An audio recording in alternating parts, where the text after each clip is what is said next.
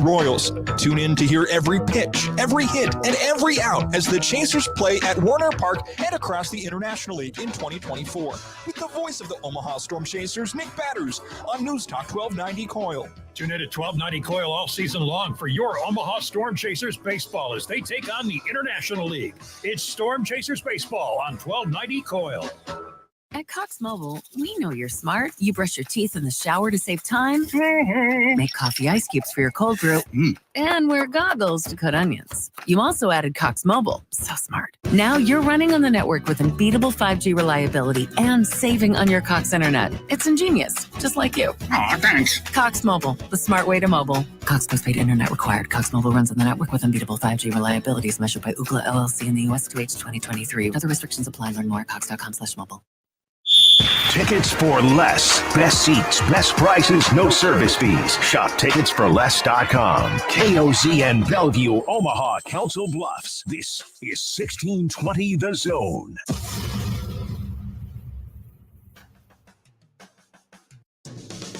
This is a special presentation of 1620 The Zone and the 1620 The Zone mobile app. This hour of the Men's College World Series special on 1620 The Zone is presented by Union Bank and Trust. People don't have your money. Your money has people. Member FDIC. 1620 The Zone is live at the Omaha Baseball Village. Powered by Access Bank. Here for a reason, yours. And Children's Nebraska. Here are your hosts for today's broadcast, Josh Peterson and Mike Schaefer. On 1620 The Zone.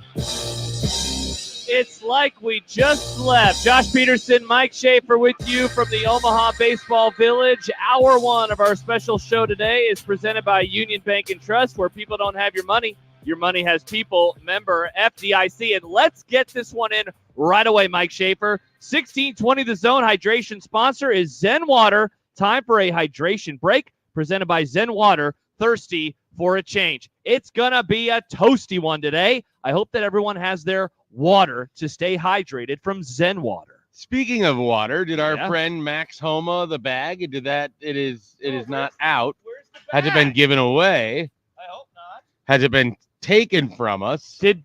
Did Josh take it home with him when he left last night? Did Josh win the bag? Congrats to Josh. I didn't realize he was a golfer. Yeah, I didn't realize he was qualified to win. Yeah, me neither. How are you today, Shafe? I'm doing well. It was a steamy walkover. It's going to be a steamy day out there. Oh, yeah. Hopefully all the dads are hydrated as they're celebrating Father's Day today here at the College World Series. My chair is already a bit damp. Going to be that way. It's a compression shorts or a compression, whatever you want to call these that I have under my shorts. Kind of weak around here in Omaha. I've been doing that every single day. Most people call that underpants. Yes, compression underpants. Yeah. When you buy them online, they just say compression shorts. So I've always called them compression shorts. But I didn't want people to think that I was just wearing like half tights. I have my regular shorts too. Happy Father's Day, Mike Schaefer. We wouldn't want people to think that you were just wearing half tights. No. I did that this morning, but not right now.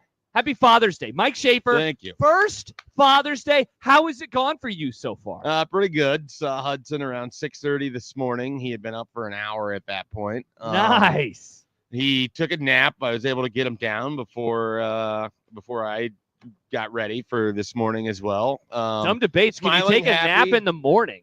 Well, babies, Josh. Babies take naps a lot of the time. Can't we just call it going back to sleep? Nope. I don't think so. It's a nap. It was only about 45 minutes long. We would have liked to have gotten a little longer out of him, but he just wanted to be up and play. He has a car that he got for Easter that he has now since actually discovered, and he gets really excited whenever he sees this car in his field of vision. Oh, that's good. And he just makes very demonstrative motions. Oh, he's not quite at the point where you can lay him on the floor and then he can push the car along, but he likes to try to eat the car. So I don't think he's fully understanding of the concept of the car at this point, but he likes it because it is red and he can hold it now. Well, that's cool. So yeah, that awesome. That was basically my morning. You ate, I assume? Yep. I had breakfast. The in-laws provided breakfast for us. It was nice. Good. Everything's off to a good start. Did you get a card? I already feel ridiculously sweaty. Yeah. I took a shower probably 45 minutes ago. Yeah. the car, the drive down was great. My car was probably a frosty 60 degrees. Oh, nice wonderful. and comfortable. And then, the walk over, and now I just feel like I'm going to just be dripping sweat for the next 9 hours. Yeah, hopefully everyone has their sunscreen today. And again, stay hydrated throughout this one. It's going to be a very toasty day. Jimmy will give us the weather forecast a little bit later on in the show. But spoiler alert, going to be very, very hot. The concerns about weather from last night will not be here until late tonight. So hopefully that stuff stays away so that second game can get in later on today. Another one-run affair last night. If you're waking up now and you're saying, hey, what happened last night? Game ends after 1 o'clock, Texas A&M 3, Florida 2. Texas A&M robs a home run at the wall late in that one. I just got hit by a foam finger on air. The foam finger is on Mike Schaefer's shoulder. This is great. So Texas A&M moves on in the winner's bracket. They will face Kentucky. That game will come tomorrow night. NC State will match up with Florida in the loser's bracket game earlier tomorrow at 1 o'clock. How about that baseball, Shafe? You said that you watched the end of the game. Yeah. Did you stay up? Were you a late night Mike Schaefer last night? No, what ended up happening is I started the game and just threw it on while laying in bed. And then I was like, I'm going to fall asleep. I might as well fall asleep. When I wake up, I'll check the score. Nice. I happened to wake up at exactly 1:10.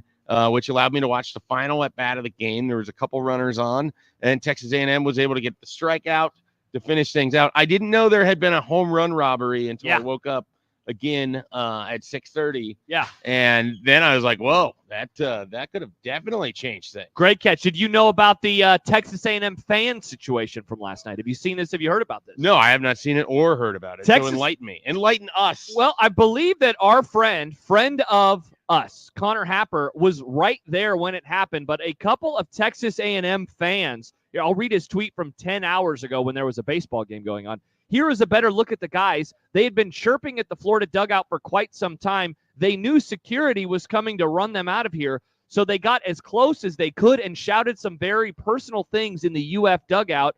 Very bad deal. So here are the two fans in question. Eric Sorensen, who's going to join us later on today from D1 Baseball, he had said 2 A&M jackasses just came down to the Florida bench yelling at Coach O'Sullivan, saying that he killed someone and should be ashamed. Assistants on the Gator staff started throwing F-bombs at them and went to run up to them, but the cops had wrangled them by then. So quite the situation. Let's not do that. No. Let's not do that. We're Good here to take, have fun. Shane. We're here to great baseball. That's what we want. Yeah. We want great baseball. It is the surface of the sun today. Nobody needs to be more angry than they will be at the sun. That's right. Your heart rate's already direct your anger to the sun. Yeah. And leave the coaches and players alone. Let them play. That's why they're here. Not to go back. They play, you watch. That's how this works. That's normally how it goes. Not to go back to last night's rain delay radio, Shafe, but don't want the resting heart rate to rise even more. Heat jacks up the heart rate a little bit when you're sitting in the sun. So no need to get it even higher by yelling that coaches killed somebody. That's how I operate. That's not we don't need that. Nobody needs that. Definitely not. Real quickly, transitioning back to the rain delay radio. Yes. Multiple people inquired yesterday if it was true that Tom Brady's cheat meal is 1 chicken wing. That is what I believe. Yeah, Julian Edelman said this, I think. I think that was the single biggest takeaway anyone had from the 47 hours of radio we did yesterday. That's the takeaway? Yeah. It wasn't about Zodiac and our 3-person, performance of it. Many people were. It wasn't about your that. resting heart rate. Wasn't about. Yeah, nobody cares. It wasn't. About my resting heart rate. It wasn't about Nebraska football. It wasn't about which predictions we made for the TV networks. That was a great games segment. might be on. I did hear from somebody after the show that said that was a good show. You were entertaining. Well, that's good. We want to entertain. That's why we're here. That was my goal. We're here to take your mind off of the heat and get you ready for another great day of baseball at the Omaha College World Series. So that is what we are going to do. Coming up on the show today. I beat you to it, Shane. As I mentioned, Eric Sorensen will join us. He'll be on in a little over an hour, bottom of the 11 o'clock hour. D1 Baseball. We will look back at yesterday. I want to ask him, did they make the right decision? In the end, the game did get played, which by the time that we left, we were obviously very confident that was going to happen. Yeah. First pitch didn't come until a quarter after 10. So which is exactly what we predicted on these airwaves during the 6 o'clock hour, by the way. Yep, that it was going to happen after 10 o'clock. So that happened. It was odd leaving here. We left at 8 and just driving west and there's the sun. Yeah. And it's like glowing there. And then in my rearview mirror, the dark clouds were hanging over the very ballpark. weird drive It back was. out to Western Omaha where, Yeah. like, I didn't have my sunglasses on initially because I didn't Same. need them. Yep. And then all of a sudden you're getting to, for me, it was about 680. It's like, whoa, I better put these on.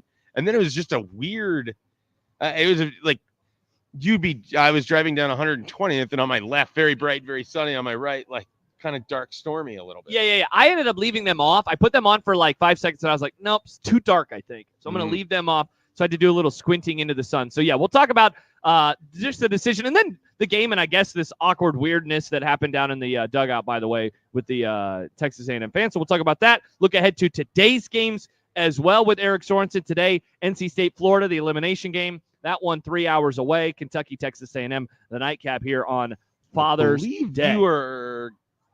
Yes. I don't think that's correct. What? I think Did I read them wrong? I think you're on Monday's games.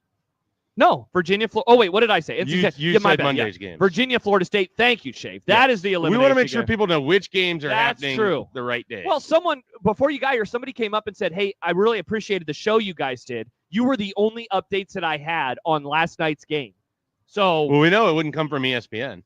Nothing came from them. The broadcast partners do not care about you. So thank you, except for us, 1620 The Zone. Yes. We are a broadcast Westwood partner. won. So thank you, Shay, for correcting me because I wouldn't want to lead anyone astray. Virginia, Florida State, that is the first game. I'll be going to that one with my dad, my mom, and my wife. Looking forward to that. UNC, some would call them. North Carolina is the name. The Tar Heels. Yes. They are famously known as. Tar Heels of North Carolina. They'll be taking on the Volunteers of Tennessee. That will be the nightcap later today. That should be a whole lot of fun. Plus a great uniform matchup. Great colors. Ooh. Great colors. Interesting colors to go together. A light blue and a light orange. Interesting. Yeah, I think it's fun. I like this matchup. So yeah, we'll have that for you later tonight. And throughout the show, a variety of things that we can get to. One of the exercises is again, for me, the Men's College World Series always marks the time of year where I start turning the football brain up a couple of notches. I'm always in football brain, as you would know, Mike Schaefer, as we text about football basically every month of the year. But in June, I start thinking about things and start preparing myself for the stretch run. So one of the things I was thinking about last night is like, what haven't we done yet? What haven't we done? I don't want to do the same typical stuff. So I thought about the realistic best case scenario for Nebraska's offensive and defensive and I guess even special teams position groups. What would it look like? What's the best case scenario for a Dylan Raiola this year, for the wide receiver room this year? And then you had something last night as well that I thought kind of fit in regards to that also. So we will do that in drips and drabs throughout today's show. We had that Bill Belichick stuff last night that we never had a chance to get to. The news about the Major League Baseball umpire as well that we never had a chance to get to. And just whatever else pops up here at the Men's College World Series. It should be a glorious day. Yeah, I am excited for it, and it should be another great day of baseball. With the tournament, the setup that we have here this year, you had 7 of your national seeds, a Florida team that played for the national title a year ago. Just good baseball throughout. 4 games, I believe 4 one-run games. I don't think any of the walk-offs were. Correct. All one-run games. That's pretty fantastic. Yeah. And I expect it to continue. That Virginia-Florida State game that you're going to go to this afternoon, that's going to be good, and that's going to be drama-filled. And I would imagine a lot of tension because nobody wants to go home. You don't want to be the first 0-2. Yeah. And if you're Florida State, you sure as heck don't want your season to finish the way that things have gone so far for you in Omaha. Yeah, and I would add on top of that, and this is something that we talked about a little bit yesterday, Tennessee, that crazy comeback versus Florida State on night 1 of the College World Series. And you and I are in agreement. Florida State feels they should feel like they got hosed because they did get hosed. They were 1 strike away from being in the nightcap tonight. How do they respond to that game? I think today's going to be really tough for them. I think it's going to be really, really difficult for the Noles.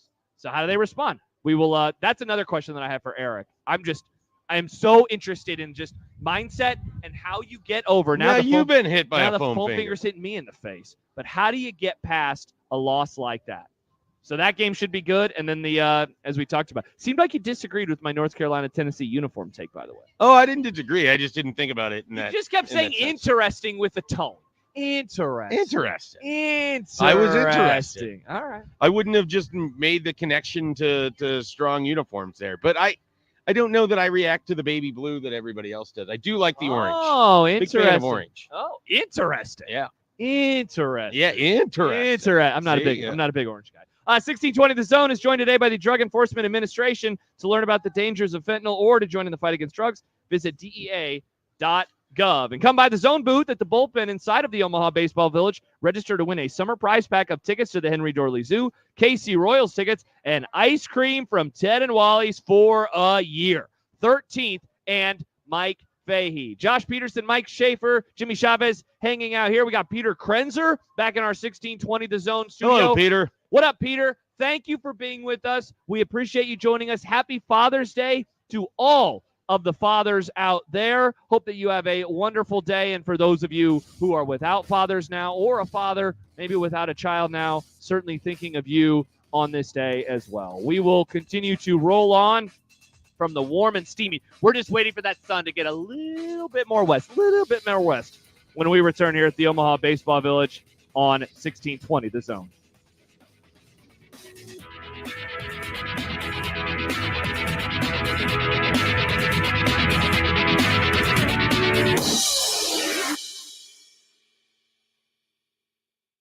Baseball fans, get in the action when you get your tickets at ticketsforless.com or through the Tickets for Less app. Right now, you can score extra savings on your tickets when you use promo code THEZONE at checkout. That's right. Tickets for Less is offering exclusive discounts on baseball tickets with code THEZONE. Simply visit ticketsforless.com or download the free Tickets for Less app from your app store today. And the best part, Tickets for Less never charges added service fees. Every seat holds a story. Find yours and save at ticketsforless.com.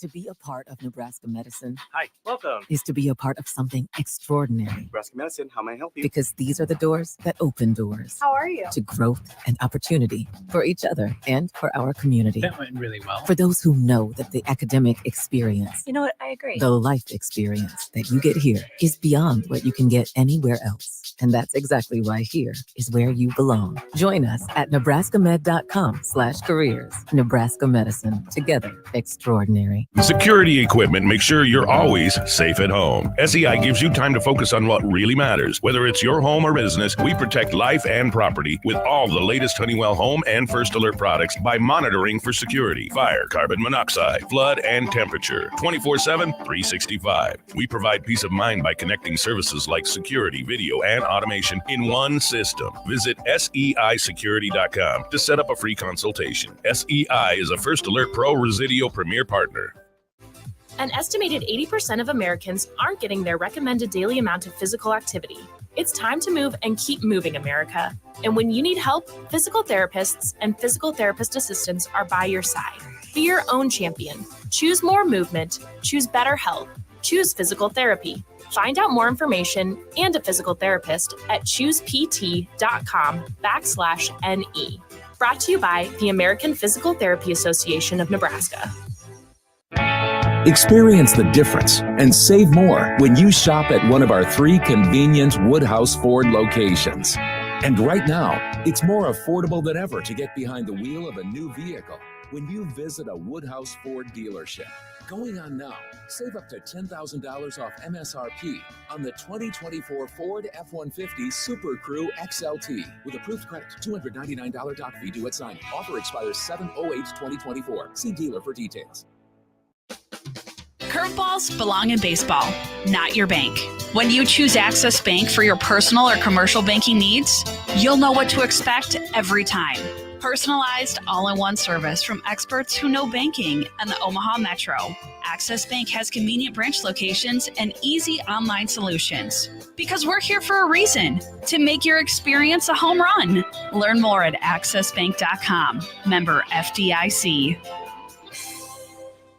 Velocity Clinical Research in Omaha frequently conducts clinical trials for a broad range of investigational treatments. Velocity is currently seeking participants to wear a Fitbit watch for 31 days with compensation of up to $200. Some other current studies include low T, COPD, flu, pediatric, infant, and RSV. They also perform vaccine studies for people of all ages. See current trials at velocityclinicaltrials.com, compensation for study-related time and travel, and find out more at velocityclinicaltrials.com. Take me out to the rib shack. Take me out with the crowd.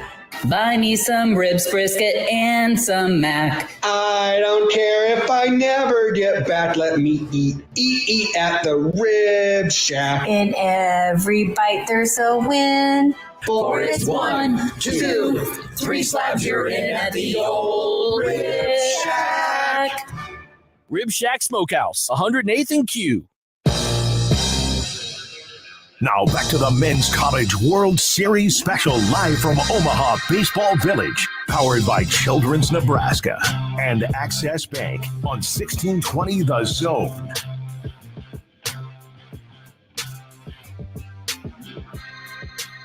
Josh Peterson, Mike Schaefer, Jimmy Chavez hanging out here at the Omaha Baseball Village, and we are joined today by Pyramid Contractors. Craftsmanship at its finest in this hour is presented by Union Bank and Trust, where people don't have your money has people. Member FDIC. Warm day, but it's going to be a great day of baseball. If you missed it last night, and you probably did, though, how about the support at that game, Shape? I don't know if you saw any of the pictures. I guess you watched a little bit of it. I believe the number was over 10,000 people still came into the ballpark for a game that didn't start until after 10. It didn't end until after 1 o'clock as well. Texas A&M 3 and Florida 2. So A&M moves on into the winner's bracket, and now Florida, who has been on an incredible run, they perhaps could lose and go 2-Q. That game coming up at 1 o'clock tomorrow. But you mentioned it in our last segment. Incredible start to the College World Series, 3-2, 12-11, 5-4, and 3-2 again. Those have been the scores. Even the bad weather, delaying the game by over 4 hours, can't keep the games from being really, really good and really, really close. Yeah, I was impressed the pitching was as good as it was last night, because as we kind of signed off, I was thinking with the way the weather had sort of died down, the wind had died down, I thought we'd see the ball jump and get out the park a little bit, and I thought the hitters would have more of an advantage, but pitching was good last night. Again, just impressive display from the fans. Nicole Griffith, who we had on earlier in the week, she had videos of just like the thousands of people lined up outside of right field, ready to get into that game. And there was a good crowd of people milling about, waiting with interest to see when things were going to start last night. So I knew there was people hanging around waiting for that opportunity, but likely a pretty cool experience if you're an A&M fan. And you weren't one of the two jerks that got tossed out for being jerks. You probably had a really good time last night. Just, sometimes I've waited at a game that started at 11:30 and got done after 1:30 and then had a firework display on top of it. And it was a unique experience. Unfortunately, Cleveland blew like a 5-run lead in that game. Oh, no. But it was cool. I mean, sometimes you're at one of these late night sporting events and you're looking around and you're like one of the only people in the world paying attention to this. Well, yeah, and I think the thing that happens when you get games like that is if you're sticking around to go in at 10, you want to be there, obviously. Yeah. One of the things that I remember noticing it for the first time, I was at a College World Series game at Rosenblatt, and I was interning all the way back in the day with our promotions department with this company. I was in high school, so I did it one summer, and my job... There's a promotions department? There is indeed, Mike Schaefer. They're great people. They do great things. And so you started from the bottom and now you're here? And now I'm here, as the song goes. Yeah. And so I was interning with them, and back then we had this van down by the river, and it would be outside, and you'd have speakers, and you would just, as the intern, one of your jobs was just kind of sit there, babysit the van, let the game, you'd have to stay for a certain amount of time, and then you could go home. Well, I remember being there, and it was like the third inning, and people are leaving. And I was like, wow, people leave this game a lot earlier than I would have expected. And it was just something that I hadn't noticed when I was younger. And so I was a sophomore, junior in high school, and I noticed this. And so then over the years, being inside the ballpark, I see that, right? It thins out over the course of a game. All that to say, a very long windup to, if you're waiting until 10 o'clock, you're probably not leaving early, and you're going to be there towards the end. And sure enough, you watch the highlights of the end of the game, it looks about as full as it did at the start of the game. And so in an atmosphere that is certainly, everyone's tired, but it adds a little oomph to it because people want to be there watching the weird baseball, staying up until after 1 a.m., getting home after 2 a.m. And so it had to make for, especially for A&M, given that they won, it's probably going to be a game that sticks with those players and the fans that were there a lot longer than your run-of-the-mill postseason baseball game. Yeah, and I mean it was a dramatic game. I mean, you didn't want to leave because it wasn't, the result was in doubt all the way up until the final pitch. And so usually when you get people leaving early, it's because the game is a laugher already at that point in time. And if you had waited until 10, you were certainly going to stick around for a long time, given that it was a one-run game in the ninth inning. Yeah, absolutely. So what a fun day it was, and what a fun series it has been so far. Later on today, we will preview a little bit of Virginia, and Florida State and North Carolina and Tennessee. But you said it last segment, Shape. Seems like you're expecting kind of more of the same. One of the things that we talked about coming into this series was that a lot of evenly matched teams, and that what we lost in maybe some of the individual star power, perhaps that is going to show itself in the team power. And I'm not just talking about home runs. And I think that we have seen that so far, and we could see more of it certainly today and tomorrow as four programs over the next 2 days are going to do their darndest to not get eliminated and go 0-2 in Omaha. Yeah, I would imagine we're also just going to see a lot of quick hooks for the pitchers. I mean, if you're putting people on, if you don't look effective, these managers aren't going to wait around. And especially because even if you're leading, and maybe especially if you're leading, you just don't want to give life to that other team. And if you're putting guys on, and we know the power some of these teams have, you can change the game real quickly. You get two base runners on in one swing, and it's suddenly a different looking game very quickly. Absolutely. Come by the Zone booth inside of the Omaha Baseball Village. You can register to win ice cream for a year from Ted and Wally's. Ted and Wally's, official ice cream of 1620 The Zone, celebrating more than 35 years with over 3,000 flavors. Benson in the Old Market, Omaha. When we return, let's start our Husker football exercise. You had a couple of questions. We have a big picture quandary as well, and we can start tackling this over the course of the next 2+ hours. We'll be on until 12:40 ahead of the first game of the day on this Father's Day Sunday at the ballpark. It's a little light right now, but we know that things will fill up around here. Stop by. We got a variety of things, including foam fingers. Stop by and grab one of those. More to come here at the Omaha Baseball Village on 1620 The Zone.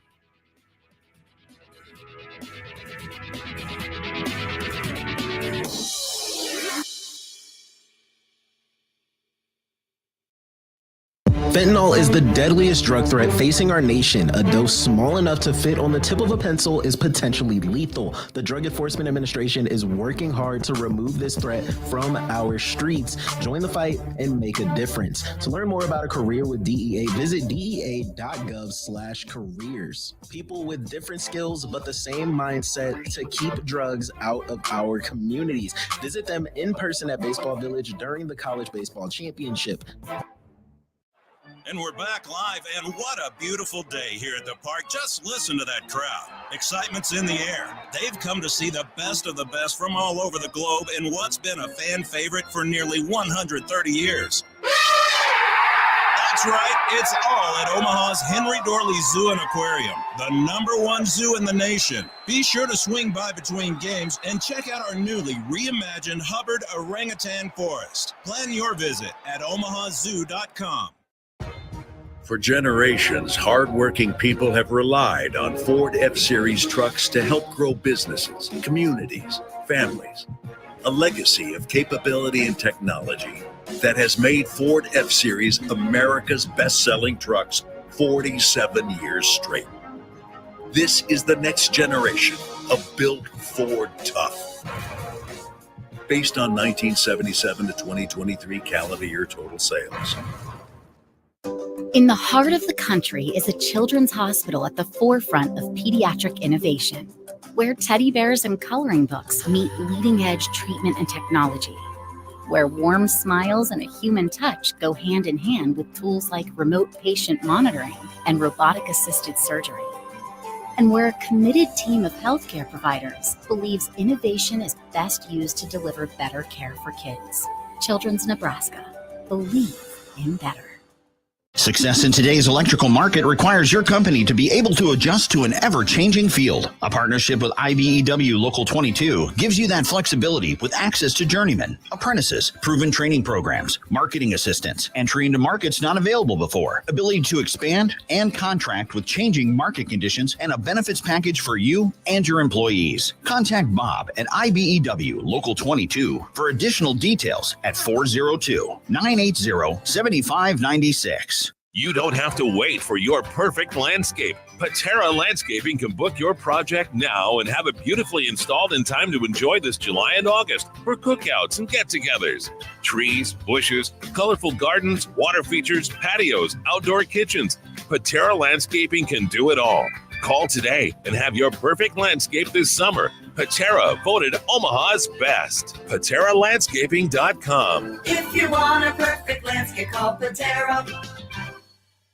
At Rotella's Italian Bakery, they put unsurpassed product quality into everything they bake. Old world skill and experience are masterfully blended with modern efficiencies to create the delicious breads, rolls, hamburger and hot dog buns, and other specialty products that have delighted their customers since 1921. Combining customer satisfaction with uncompromising quality is their goal. Rotella's Italian Bakery, a century of pride in every slice. To see the full menu of products, visit rotellasbakery.com. There's a new tomorrow on the other side of the horizon. There are promises to honor, work that needs to be done, friendships to enjoy, and people that count on each other. These are the things that tie our communities together. They always have, and they always will. Build your tomorrow with a bank you can rely on. Pinnacle Bank, the way banking should be. Member FDIC, Equal Housing Lender. Now back to the Men's College World Series special live from Omaha Baseball Village, powered by Children's Nebraska and Access Bank on 1620 The Zone. 1620 The Zone hydration sponsor is Zen Water. Time for a hydration break. Presented by Zen Water. Thirsty for a change. And a reminder that Country Fest is back at OBV this Friday. OBV welcomes singer and songwriter Chase Matthew to the Beer Garden stage. Tickets are $20 in advance at mattressfactoryomaha.com or $25 at the door. He's Mike Schaefer. I'm Josh Peterson. We appreciate you joining us on this Father's Day Sunday. We'll be on for another couple of hours ahead of Virginia and Florida State. And then Jimmy Chavez and I will be on in between games ahead of North Carolina and Tennessee. One of those teams will start 2-0 and move on into the winner's bracket. They'll get some time off, and they'll get to set their rotations moving forward. And then one of Virginia and Florida State will go on home. All right. So I texted you last night thinking about position groups. We're going to spend a lot of time over the next 2.5 months talking about football. We will indeed. Media days, Indianapolis, shrimp cocktail. I might go this year. You might go. Yeah. Have fun. 2019 might have been my last media days. It was in Chicago the last time I was there. Oh, I like that dingy basement, I think. Is that what it was? I don't know. They've had it at several places. None of them have been great. Yeah, I will not be going. It was BC and I. The last time that I was there. Are you excited? One of the downtown hotels, not the McCormick place, which was nice. Yeah. Are you excited to go? Let's see. Let's see if I end up going. Interesting. I'm never enthusiastic about media days. Definitely not. It's the thing you have to do to then get to the fun stuff. Even though after that there's still a month to go until the fun stuff. It's nice because it is the real kickoff of all right, now there's going to be daily coverage. There will be daily quotes. There will be things going on with the program in a different way. It used to be way more fun. Way more fun. And this was in terms of going to it. Yeah, and it might have just because it was new and it was a Big 12 and I wonder how much of it was that you were younger. Well, it wasn't stuffy. And then they did stuff. They took us to the Cowboys Stadium and we got a behind the scenes tour of that. And then, 8 months later, I got to watch Nebraska play Texas there for a Big 12 title. They took us to a Rangers game and put us in a suite. That's awesome. You just signed up for stuff and you got on a bus and you did things. The Big Ten, it's just stuffy and boring. The coaches don't want to be there. Well, they don't. The answers are, relatively boring. They don't do this There's is a just great lack of personification. personality. Yeah, like the fact that they don't want to do an official like preseason media poll. Like, does that bother me? No, I don't care in the end. It doesn't affect my life, but it does kind of show like that's what this league is about. They're just it's a very strange place. Well, and then you just compare it to like my 2009 Big 12 experience. Like I have folksy Art Briles. You get Paul Rhodes just holding court. You have Mike Leach talking about his trip to Wales. It was like the first time he really got deep into rugby and all of that. Nice. You have Bill Snyder at that time, who someone asked him if he was going to coach until he died, and he was just aghast at the thought of his own death. Amazing. That he admonished the reporter in the middle of the question. Amazing. Which was incredible to watch. You know, it was just a different set of personalities. And the Big Ten has always just felt so corporate and stuffy. Yeah. And borderline boring. And then on top of it, you don't even get the best players of the conference going to represent anymore for the media days. But it's still an opportunity to you know, go experience something. And I think it's different with Matt Rule. And so part of why I want to go is my experience has been with other coaches. I've been for every other coach. I should go to see what a Matt Rule media days is like. But it is also different. You just don't care about the other teams in the way you used to. I used to go around asking like Pat Fitzgerald and Brett Bielema the first time, like recruiting questions and would get stuff from it and have really good conversations. But there's just not that interest. Like people don't care as much of what's happening with the other teams in the Big Ten. They just want to know more about what's happening with their team. Yeah. And that is this. It has gotten very silo-y with college football. Stick to sports, right? But I mean, it's silo-y in society. Yeah, too, like that's pretty interesting. Michael Severe, though. who can't even, he sent me a very nice tweet today about Father's Day, but he can't even read it because it included the word baseball. Oh no, he can't read the tweet that he sent to you. Yeah. Oh wow, that's sad. I know. To think about, but you're right. The silo. Yeah, and I think that what you hit on, I think, is absolutely true. And like, there's this weird. Didn't mean for this to go down the way of media days, but there's this weird push and pull with media days where it's like, it in the old days, it was about learning about other teams. Like I remember listening to Unsportsmanlike Conduct when I was in high school and college, when Kevin and Michael would go to Big 12 media days, and it was like, this is going to be a great primer so I can learn about a variety of teams. I can learn what's going on with Texas Tech. I can learn about Oklahoma State. I can learn about Texas and Oklahoma a little bit more. And so that you would get to know things about those programs. And now it doesn't seem like the interest is there in that regard. And maybe it's the Big Ten of it all, that it's not the Big 12 where we had all of these relationships. And I always hate making everything about, well, it just doesn't remind me of what it used to.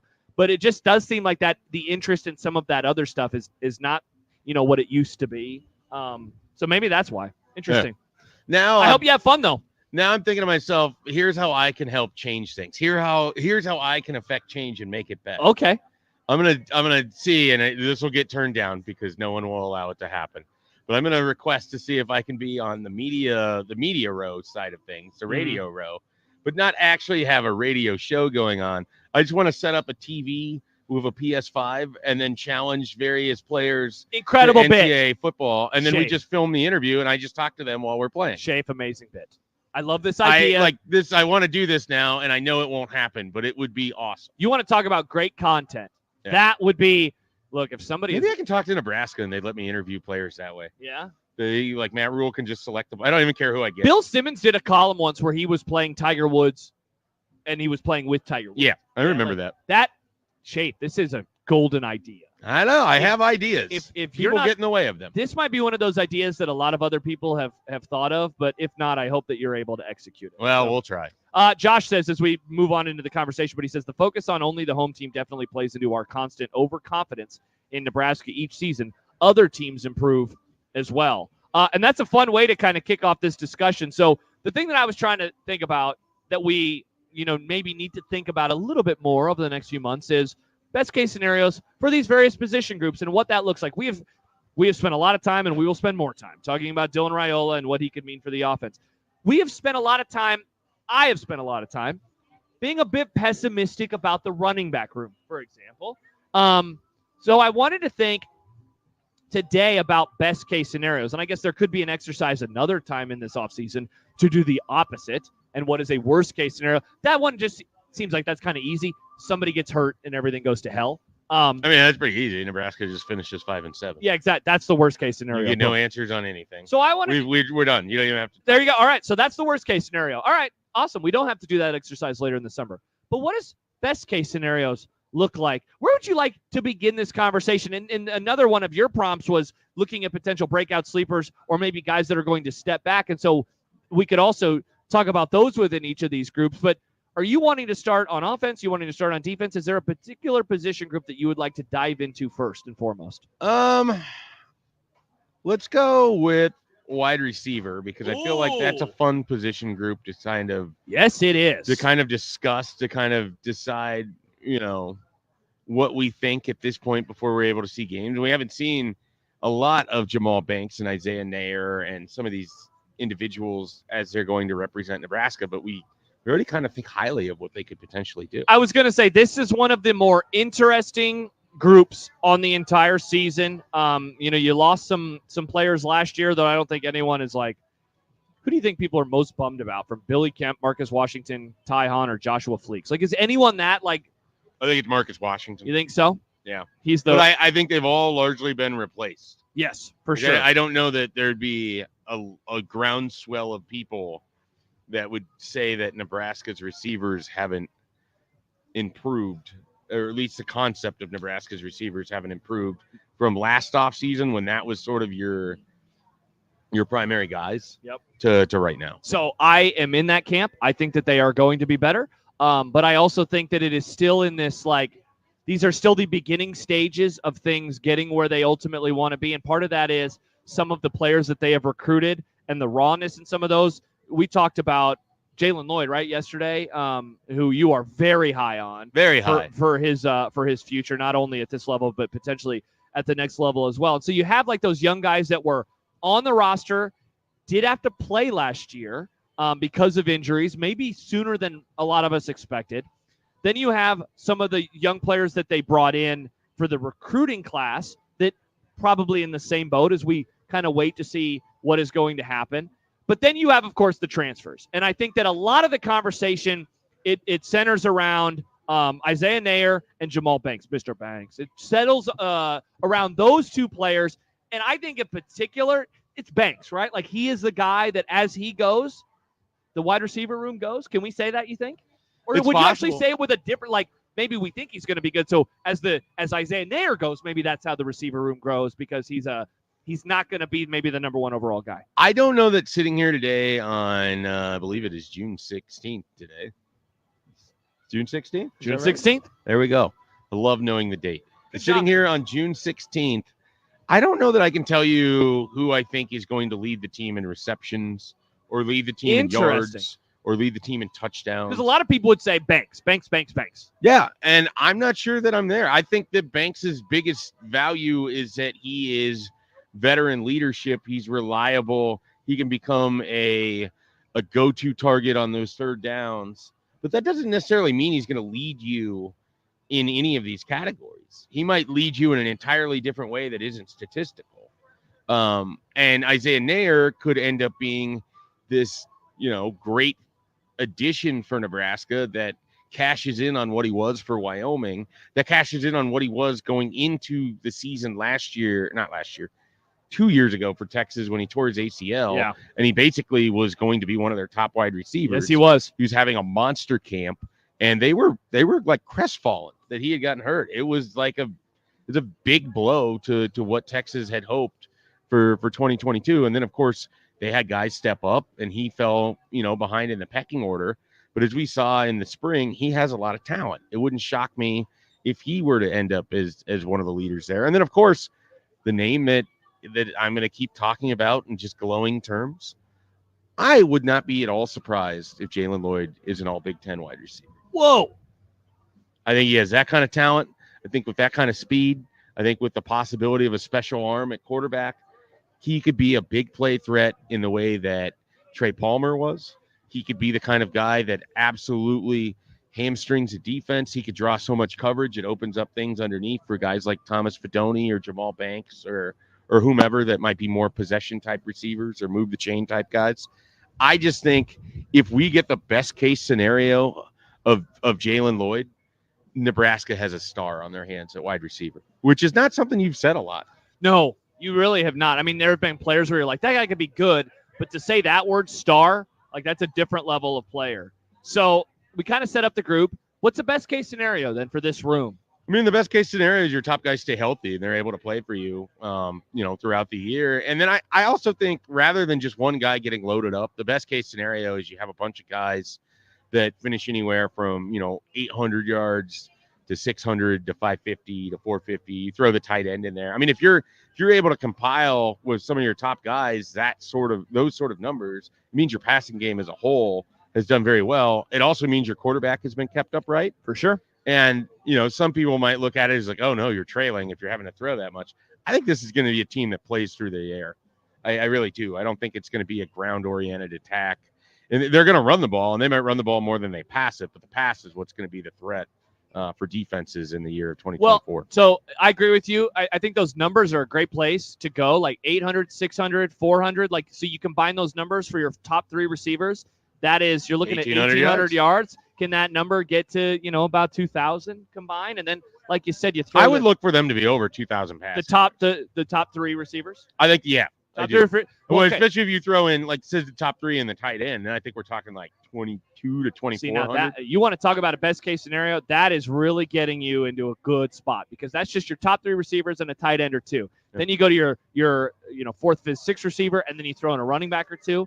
Like that's how you bring Dylan Raiola along pretty well. Yeah, I think I would stop shy of saying 3,000 yards, but I think anything over 2,750 is probably a good year in the passing game. Yeah, that would be regular season only. That's over 12 games. Yes, 225-ish a game. Yeah, and honestly, that's conservative. Like I think it's going to be better than that. Well, that'll be interesting when we talk about the quarterback position. Yeah. We can do it. When we come back, let's talk running back as we finish up the first hour of the show because that is a room where I have been very pessimistic on, and so I kind of don't really know what a best case scenario season looks like. So me either. This will be fun. All right. Well, we will try to unpack that one together as we finish up hour number one and continue our countdown to the first game of the day, Virginia and Florida State. Pregame will start at 12:40, so under 2 hours away. John Bishop, Gary Sharp, and Connor Happer down on the field, and then the nightcap tonight, North Carolina and Tennessee. It is day 3 of the Men's College World Series here in a steamy Omaha, Nebraska. More to come on 1620 The Zone.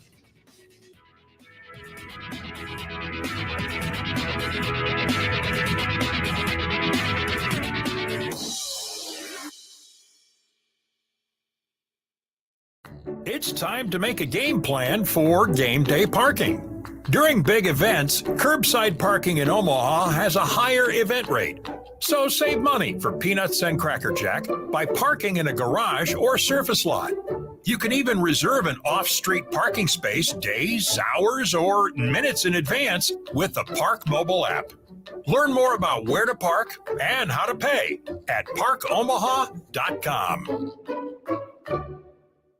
The time between Memorial Day and Labor Day is known as the 100 Deadliest Days. Students are off for the summer, people are taking vacations, and the days are longer. It's a recipe for good times and long-lasting memories. Sadly, it accounts for 37% of Nebraska's traffic fatalities. Someone's waiting for you at a ball game, a party, or a wedding.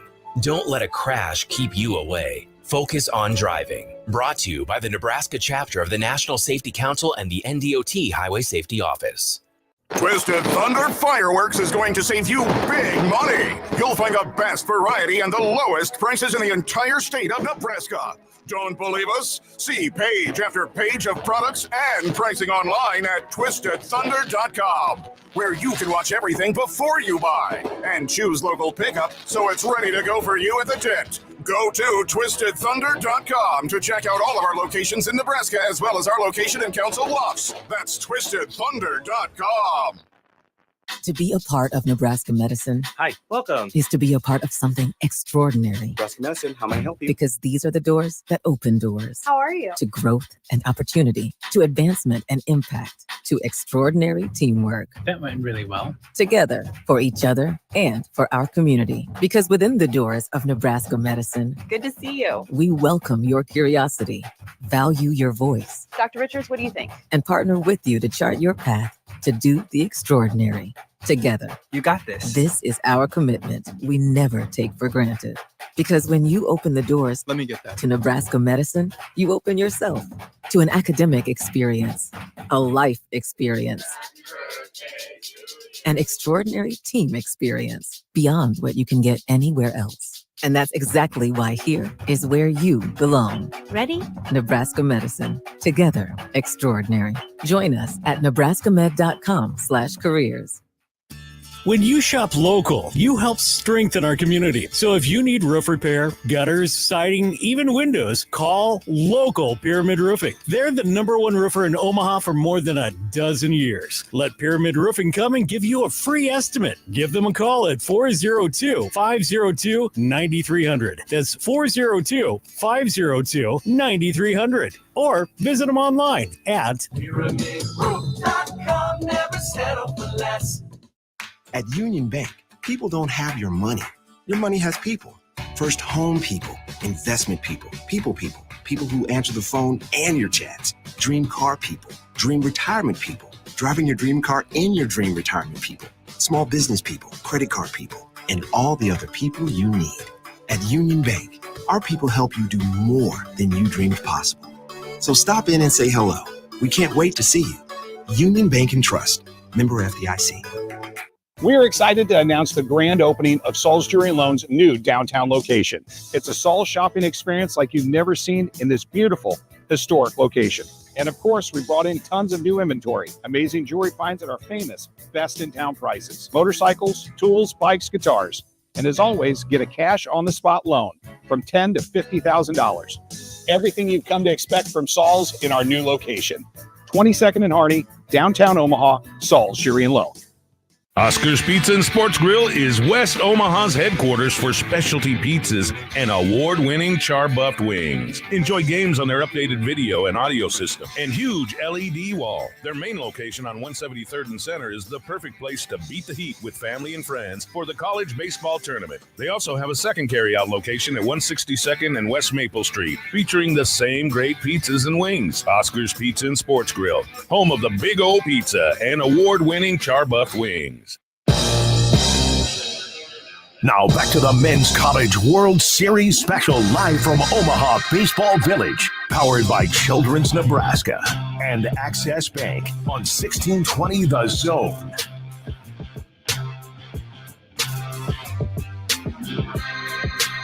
Josh Peterson, Mike Schaefer here, and we are powered by Access Bank, here for a reason, yours, and by Children's Nebraska. And this hour number one has been presented by Union Bank and Trust, where people don't have your money has people. Member FDIC. And another reminder as we pull out the Max Homa Zen Water golf bag. That 1620 The Zone's hydration sponsor is Zen Water. It is time for a hydration break presented by Zen Water. Thirsty for a change. I just got a fresh can, poured it in my cup to keep it nice and cool. Schaefer is enjoying a Zen Water as well. It's a hot one today. Jimmy will have the official weather forecast a little later on. I can give you a spoiler alert. Toasty, warm, sun. Jimmy keeps going out and I think checking the sun. It's still Just there, seeing if Jimmy. It's still there. It's still there. Yeah. I've seen him leave his post a couple times. He's just going outside and he's just looking up. And I don't know. Maybe he's mesmerized by it. Yeah, well, some people like staring at the sun.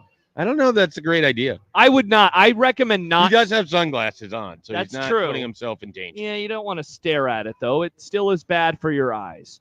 Josh tweets in to us. He says, love the Lloyd hype. Nair is one to watch, but don't sleep on Barney.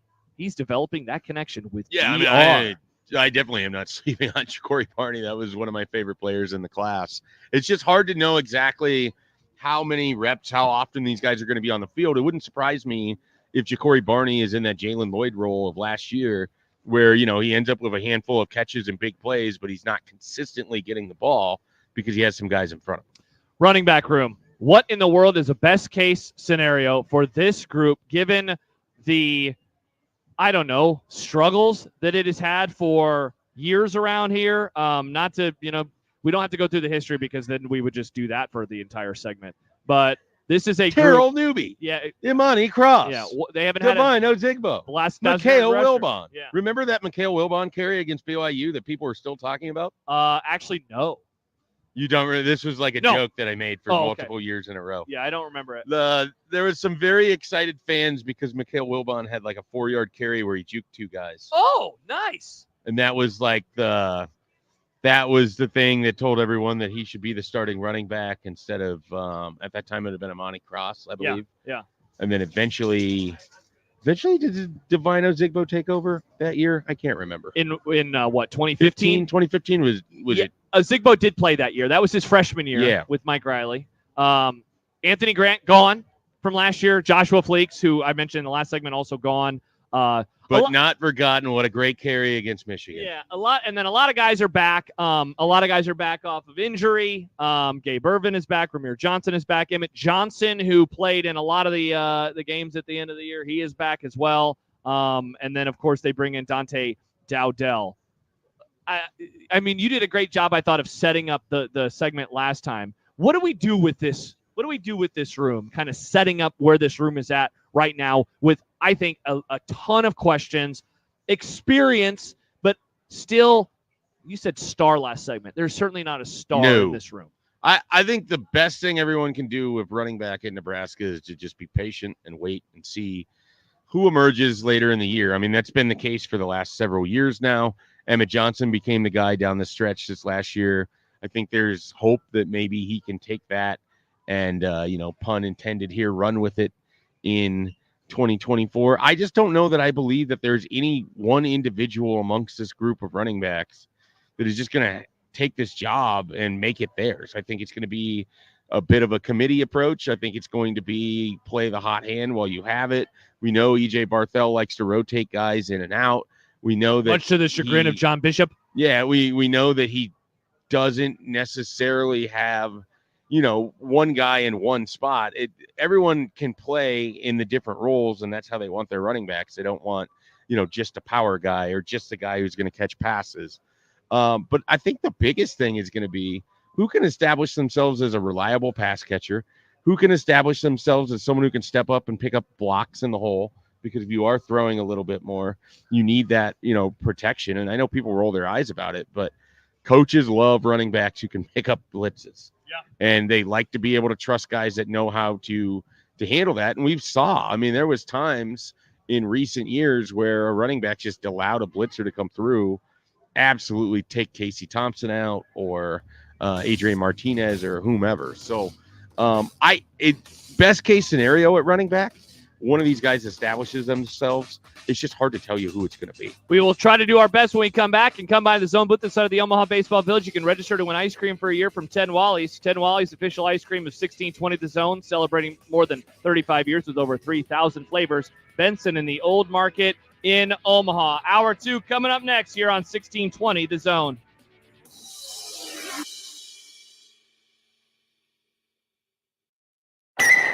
Our car radio is like a rookie pitcher quitting in the 7th inning. Yeah, and now it's the bottom of the 9th. The AC's out and the transmission's throwing wild pitches. So I was checking out car loans from Liberty First Credit Union. Applying looks like a home run with rates as low as 4.99% APR. It's game time. Step up to the plate with a Liberty First Credit Union auto loan. Equal opportunity lender. 48-month term for 2022 and newer models. Credit factors apply. Rates, terms, and conditions subject to change. Upgrade your hydration this summer with Zen Water. Ultra pure, refreshing alkaline water. Zen Water transforms you with every quenching sip. Vapor distilled for ultra purity with the perfect blend of electrolytes added for taste. Zen Water is pure, elevated water. To learn more, visit zenwater.com. ZENWTR.com. And stop by your local retailer to find your Zen today. Fentanyl is the deadliest drug threat facing our nation. A dose small enough to fit on the tip of a pencil is potentially lethal. The Drug Enforcement Administration is working hard to remove this threat from our streets. Join the fight and make a difference. To learn more about a career with DEA, visit dea.gov/careers. People with different skills but the same mindset to keep drugs out of our communities. Visit them in person at Baseball Village during the College Baseball Championship. When it comes to protecting your home, Jay Stennett Contracting takes pride in ensuring every detail is handled. Roofing, siding, gutters. When it comes to the exterior of your home, Jay Stennett Contracting has you covered. Water, wind, and hail can wreak havoc on the exterior of your home. If your home is damaged, let Jay Stennett Contracting come out for a no-obligation inspection. If repairs are needed, they will help you through every step of the process. When you need an honest assessment, Jay Stennett Contracting has you covered. JSCRestoration.com. For generations, hardworking people have relied on Ford F-Series trucks to help grow businesses, communities, families. A legacy of capability and technology that has made Ford F-Series America's best-selling trucks 47 years straight. This is the next generation of Built Ford Tough. Based on 1977 to 2023 calendar year total sales. In the heart of the country is a children's hospital at the forefront of pediatric innovation, where teddy bears and coloring books meet leading-edge treatment and technology, where warm smiles and a human touch go hand in hand with tools like remote patient monitoring and robotic-assisted surgery, and where a committed team of healthcare providers believes innovation is best used to deliver better care for kids. Children's Nebraska. Believe in better. And we're back live, and what a beautiful day here at the park. Just listen to that crowd. Excitement's in the air. They've come to see the best of the best from all over the globe in what's been a fan favorite for nearly 130 years. That's right, it's all at Omaha's Henry Dorley Zoo and Aquarium, the #1 zoo in the nation. Be sure to swing by between games and check out our newly reimagined Hubbard Orangutan Forest. Plan your visit at omahazoo.com. Your home for the Men's College World Series is 1620 The Zone. KOC and Bellevue, Omaha, Council Bluffs. Sponsored by Lanahaw Nurseries, 192nd and Center. This hour of the Men's College World Series special on 1620 The Zone is presented by Nebraska Medicine. Nebraska Medicine, together extraordinary. 1620 The Zone is live at the Omaha Baseball Village, powered by Access Bank. Here for a reason, yours and Children's Nebraska. Here are your hosts for today's broadcast, Josh Peterson and Mike Schaefer on 1620 The Zone.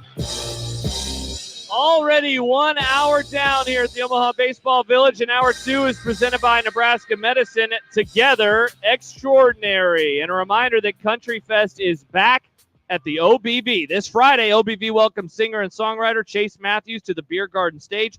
Tickets are $20 in advance at mattressfactoryomaha.com or $25 at the door. He's Mike Schaefer. I'm Josh Peterson. We got Jimmy Chavez hanging out with us as well. Peter Krenzer back in our 1620 The Zone studio, as now about 2 hours away from first pitch on this Father's Day Sunday. Virginia and Florida State. The nightcap tonight, North Carolina versus Tennessee. One of UVA or FSU will head home. One of North Carolina or Tennessee will move on into the winner's bracket, and they'll be feeling very, very good. Schaefer, I was going to ask how are you, but I already asked you that an hour ago. Are you still doing good? I'm doing well. Jimmy just left to check the sun again. Jimmy, what are you doing? Nobody knows. Yeah, what is he doing? He wanders off, and I just assume he's getting a feel for what the weather is for his big report. I'm very worried that something could happen. I don't like feeling I feel like we're on an island right now. Yeah. I think during the next break we might have to say you can't just keep leaving us. Or we ask why he's leaving. That's a good question too, because I thought he was going to give me the answer when I prompted him on the last. I think he was talking to Garrett. They were looking everywhere for something. They were looking all over the place. Something missing? No, they found whatever it was. I thought that it was Gary's sunglasses, and those are nice sunglasses. So I was very concerned about Gary for a second. I was like, we don't want to lose any. I'm starting to look at it. It looked like it was just a hat.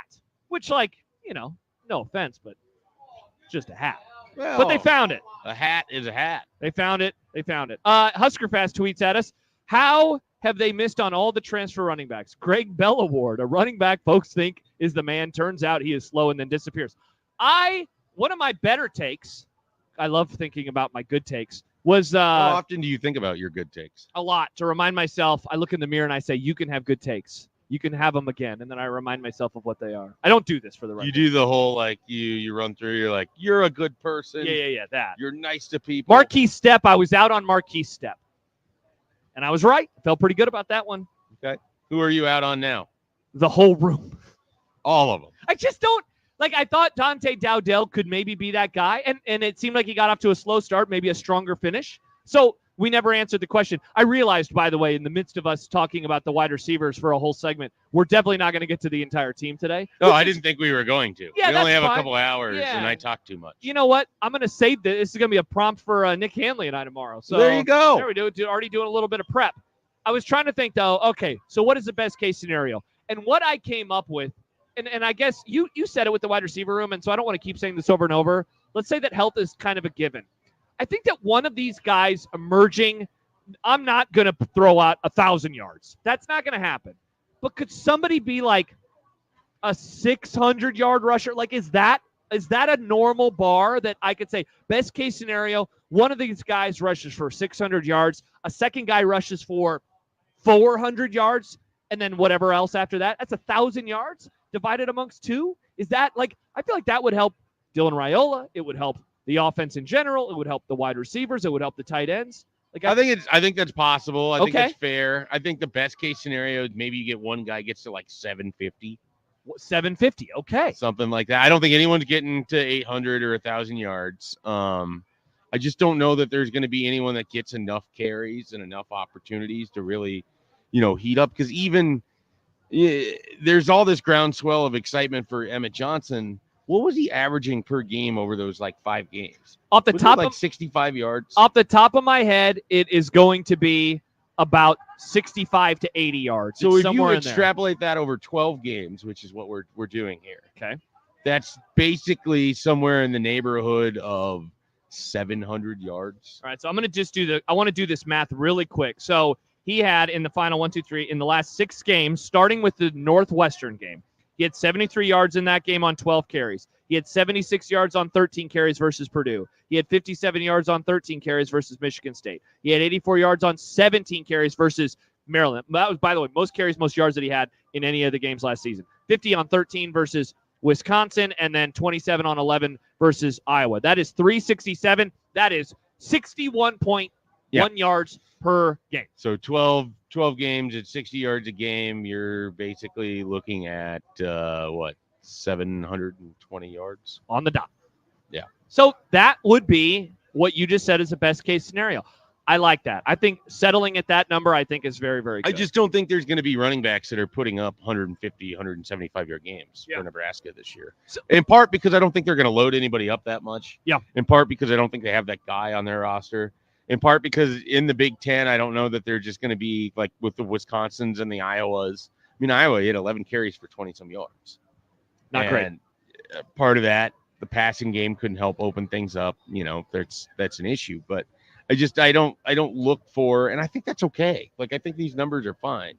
The bigger question I have as it relates to the running backs is, do they have someone that when it's 3rd and 2 and they know you're going to run and you know you're going to run and your offensive line can give you just enough? Do you have that guy who can fight, scratch, and claw to get you 2.1 yards to get you that first down? Excellent question, Schaefer. Or if it is 3rd and goal, and believe it or not, I don't know that I want, even if big, strapping, strong Dylan Raiola. Big, strong men?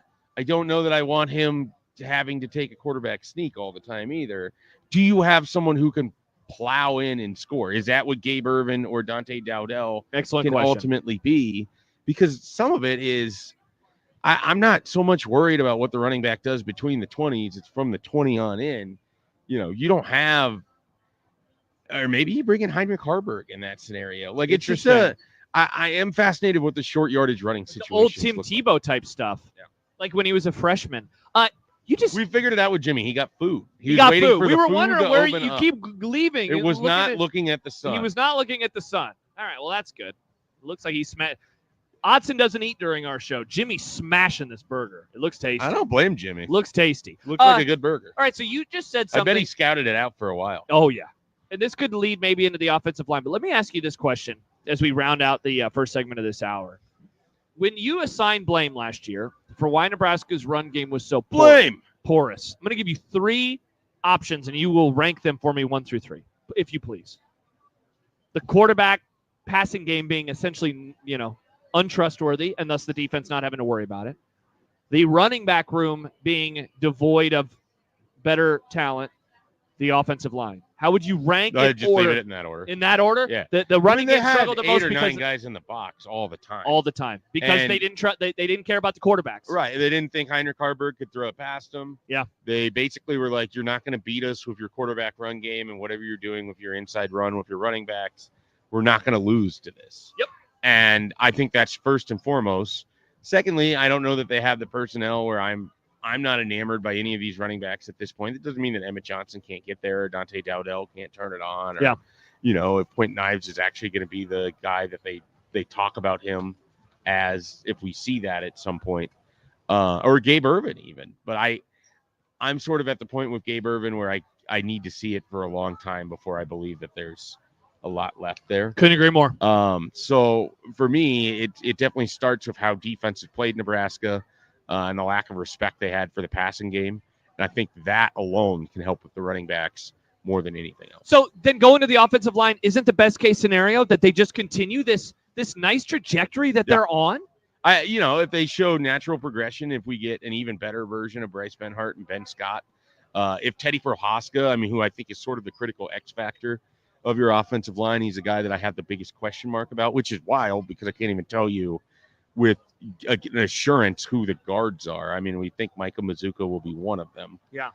We don't know what Turner Corcoran's going to be doing exactly. We don't know if that left guard is Justin Evan Jenkins or Henry Lutovsky or one of the younger offensive linemen.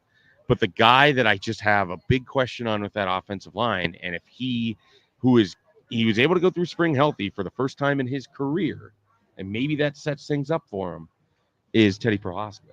So if he can continue to grow and continue to get better, that offensive line can really take a big jump forward. Yeah, my best case scenario is just, that improvement and continuing to show itself and being, I don't want to say the strength of the team, but maybe something reliable, at least on the offense this year with, a wide receiver room that I think you and I are buying. I think a quarterback room that is very exciting for the obvious reasons.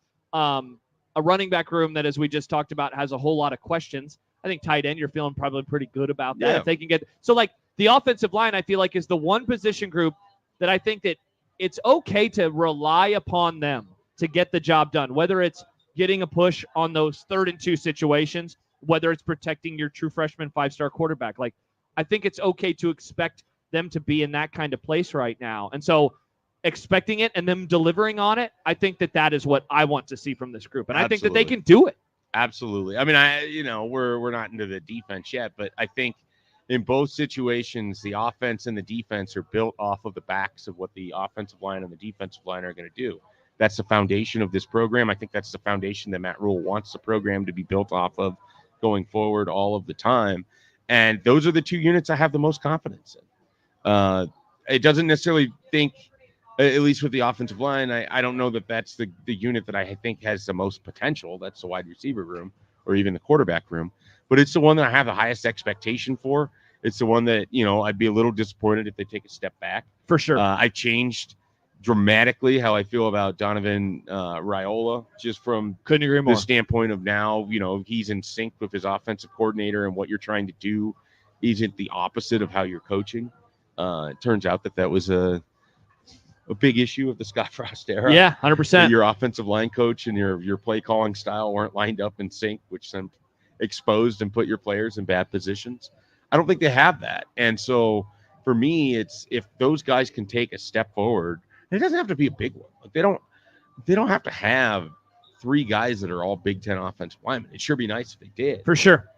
But if they could just take a step forward and continue to be reliable, huge thing for this offense. Allows you to do a whole lot of stuff. Hour 2 is presented by Nebraska Medicine. Join our team at nebraskamed.com/careers. And we are joined today, 1620 The Zone is, by Pyramid Contractors. Craftsmanship at its finest. Josh Peterson, Mike Schaefer with you on this Father's Day Sunday at the Men's College World Series. Under 2 hours to go now before Virginia and Florida State. We are looking forward to that one. John Bishop, Gary Sharp will be on the call from the booth. Connor Happer doing great work down on the field. And then later tonight, North Carolina versus Tennessee. It's starting to get a little bit filled up here at the Omaha Baseball Village as folks start to show up. We'll have Jimmy's traffic report and weather report coming up in the final hour, as we will be on until 12:40, taking you up to pregame for that matchup between the Cavaliers and the Seminoles. We continue to roll on. Bottom of this hour, Eric Sorensen will stop by, talk to him about what he saw last night, what he has seen so far, and what he expects to see today. That coming up at the bottom of the hour right here on 1620 The Zone.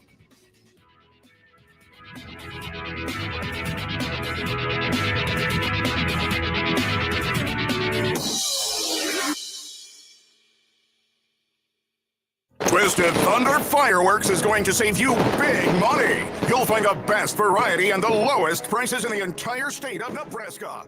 Don't believe us? See page after page of products and pricing online at twistedthunder.com, where you can watch everything before you buy and choose local pickup so it's ready to go for you at the tent. Go to twistedthunder.com to check out all of our locations in Nebraska, as well as our location in Council Bluffs. That's twistedthunder.com. Experience the difference and save more when you shop at one of our 3 convenient Woodhouse Ford locations. And right now, it's more affordable than ever to get behind the wheel of a new vehicle when you visit a Woodhouse Ford dealership. Going on now, save up to $10,000 off MSRP on the 2024 Ford F-150 Super Crew XLT with approved credit, $299 doc fee due at sign. Offer expires 7/08/2024. See dealer for details. Curveballs belong in baseball, not your bank. When you choose Access Bank for your personal or commercial banking needs, you'll know what to expect every time. Personalized, all-in-one service from experts who know banking and the Omaha Metro. Access Bank has convenient branch locations and easy online solutions. Because we're here for a reason, to make your experience a home run. Learn more at accessbank.com. Member FDIC. Why wait for your perfect landscape when Patera can get it booked now and installed in plenty of time to enjoy this summer? Gorgeous, healthy trees and bushes, a colorful garden with a water feature, a berm, a beautiful new patio. Whatever you're imagining for curb appeal or more privacy, Patera can book your project now so you can enjoy your perfect landscape and cookouts this summer. Patera, Omaha's best. PateraLandscaping.com. If you want a perfect landscape, call Patera. He thinks bean counting is an iPhone app. He is the most uninteresting man in the world. Hi, I'm Bob Berger. Don't just get your taxes done, get them managed. If you're tired of losing sleep over your business and personal taxes, you're ready to make more money, give us a call. Call Berger, Elliott, and Pritchard CPAs at 402-551-1919 or visit bepcpa.com. When you shop local, you help strengthen our community. So if you need roof repair, gutters, siding, even windows, call local Pyramid Roofing. They're the #1 roofer in Omaha for more than a dozen years. Let Pyramid Roofing come and give you a free estimate. Give them a call at 402-502-9300. That's 402-502-9300. Or visit them online at PyramidRoof.com. Never settle for less. Velocity Clinical Research in Omaha frequently conducts clinical trials for a broad range of investigational treatments. Velocity is currently seeking participants to wear a Fitbit watch for 31 days with compensation of up to $200. Some other current studies includes low T, COPD, flu, pediatric, infant, and RSV. They also perform vaccine studies for people of all ages. See current trials at velocityclinicaltrials.com, compensation for study-related time and travel, and find out more at velocityclinicaltrials.com. A team succeeds when they work together. Banking's no different.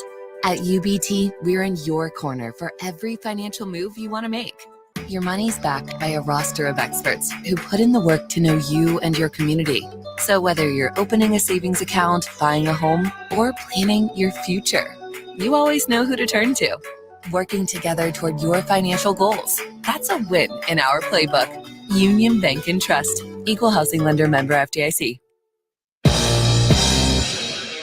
Now back to the Men's College World Series special live from Omaha Baseball Village. Powered by Children's Nebraska and Access Bank on 1620 The Zone.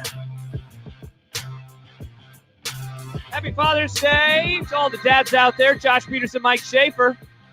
We are here at the Omaha Baseball Village, and we are powered by Access Bank. Here for a reason, yours, and by Children's Nebraska. And 1620 The Zone live at the Omaha Baseball Village is sponsored by the Omaha Henry Dorley Zoo and Aquarium.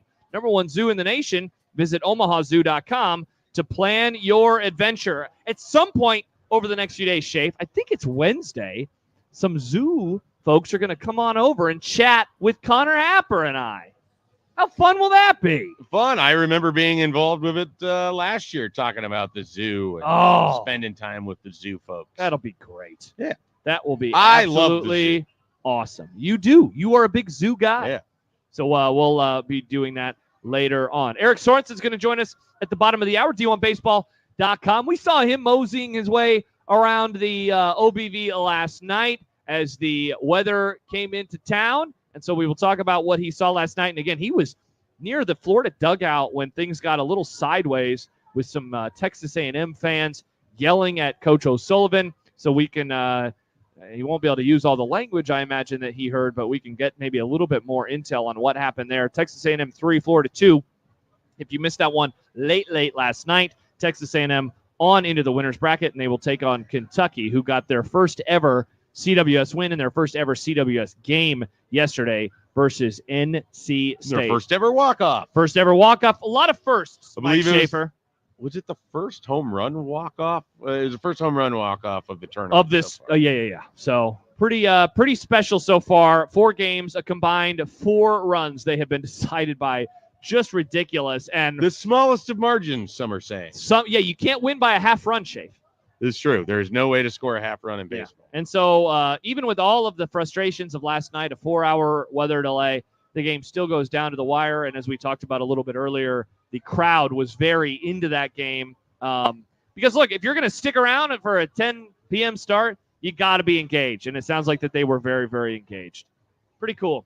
Let's put a bow on our position-by-position look with Nebraska's offense. So maybe we will have time for the defense today. We'll see what we can do. Ooh. But, I mean, I guess we mentioned the tight end. So we have 2 positions left. We have the tight end room, and obviously we have the quarterback room. I kind of am like I was with the line with the tight ends. I think just showing that improvement. I mean, certainly I'm endlessly fascinated by Carter Nelson and, like, what is he going to be? And we're not going to get that answer this year, I wouldn't think. It's more of a long-term play. For him to play much this year. Now, betting against someone with that sort of freakish athletics nature is never a wise decision. Yeah, could we be wrong about him? I think there's a chance that he could be utilized in certain ways. I just don't know. I don't think he's physically at the point where I would be that comfortable having him as an edge blocker or, anything of that nature. I think that he's a guy that you could try to utilize as his receiving capabilities and his overall athleticism. But more than anything, I would think you just want to kind of see where things are at. He wasn't there in the spring because he had another outstanding track season. I saw him walking around on Friday before Friday Night Lights. Still very tall. Didn't get any shorter. Yeah. I would think you just kind of want to see where you're at in fall camp. You don't have to push it that hard. You have a good group of tight ends as well. And maybe if there's the opportunity to play him 4 games, you do that. But you don't have to push it beyond that. And then what really is going to be fun is a year from now, he's gotten the year with the nutrition staff to kind of build that body. He's no longer playing basketball and running track. And so he's able to add the weight on. And you could see what he looks like as you're building towards the product that it could be an on-field monster. I mean, he could be a really special player And I don't think you want to rush that. And so I don't think we're going to see a lot of Carter Nelson in 2020. Yeah, so like he is there obviously, and he is endlessly fascinating, like I said. And then of course there is the tight end who a few years ago was, thought of in a similar manner, though less raw than Carter Nelson is coming into his true freshman season. And obviously that is Thomas Fidone. Let me ask you this about Fidone. So last year he had one game with 4 catches. He had 4 games with 3 catches. And then in the other games, he either had 1 or 2 catches. He had 3 games with just a single catch. Is there a world where he could average 4 a game? And like some people say, Josh, that's not even that many. 4 times 12 is 48. That's a lot of catches for a tight end. Yeah. Is there a world where... Is that the record? Did Austin Allen have more than that in 20... Good question. I wonder what Mike McNeil would have had back 2021 in his day, too. Year, yeah. Can he have... Is there a world? Tyler Hoppus had the record. I want to say it was like 45. Do you think? And I don't know what Austin Allen set that number to. Is there a world where he could do that? Is 4 a game too many? There's a world where he could do that. What I most want to see from Thomas Fidone. Thomas down at 38, by the way. Is consistency. Yeah, I want to see consistency, and he had some nice catches. He had some important plays for you last year. But he also had some moments where he got his hand on balls. They weren't great passes, and obviously the quarterback situation was what it was. But I look at it, and if he can take a step in terms of catching consistency, if he is an even better, with his hands, he's going to be able to be a little bit of a safety outlet for Dylan Raiola. I mean, I think he's one of those guys that benefits when Jalen Lloyd attracts all of that attention because of the deep ball, and he's sitting wide open underneath. Some of the best throws we saw at the spring game, they had some nice route concepts with drags across the field. They had seam routes that were, working up the field. They did a really nice job with their tight ends. And I think that Thomas Fidone could be the big beneficiary of that if he can show a little bit more consistency with the hands. Yeah, so I think we're in agreement on that. We can put a bow on. He absolutely can. I mean, he has big upside. Yeah, I mean, I don't think the book is written quite on what he can be. And there's a chance he could be a better player than I thought possible after those 2 knee injuries. Talk about that towards the end of the hour, and we'll get to the quarterback position as well this hour. Hour number 2 is presented by Nebraska Medicine. Together, extraordinary, and also powered by Access Bank. Here for a reason, yours. Josh Peterson, Mike Schaefer with you. Jimmy Chavez hanging out as well. But when we return, Eric Sorensen, D1 Baseball, joins us in person. We will look back on the first 4 games, including what happened in the wee hours of Sunday morning in that one between Texas A&M and Florida as Texas A&M moved on into the winner's bracket. And we'll look ahead to the games today, including Virginia and Florida State coming up at 1 o'clock. Eric joins us next here on 1620 The Zone.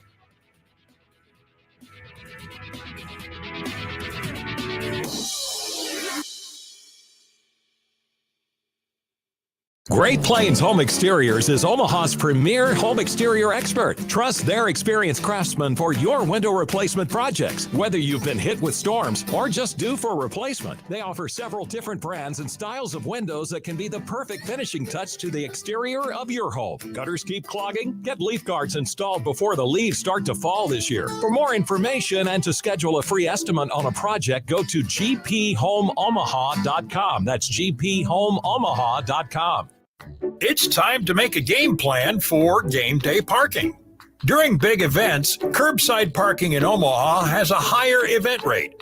So save money for peanuts and Cracker Jack by parking in a garage or surface lot. You can even reserve an off-street parking space days, hours, or minutes in advance with the Park mobile app. Learn more about where to park and how to pay at parkomaha.com. To be a part of Nebraska Medicine Hi, welcome. is to be a part of something extraordinary. Nebraska Medicine, how may I help you? Because these are the doors that open doors How are you? to growth and opportunity for each other and for our community. That went really well. For those who know that the academic experience, You know what? I agree. the life experience that you get here is beyond what you can get anywhere else. And that's exactly why here is where you belong. Join us at nebraskamed.com/careers. Nebraska Medicine. Together, extraordinary. Twisted Thunder Fireworks is going to save you big money. You'll find the best variety and the lowest prices in the entire state of Nebraska.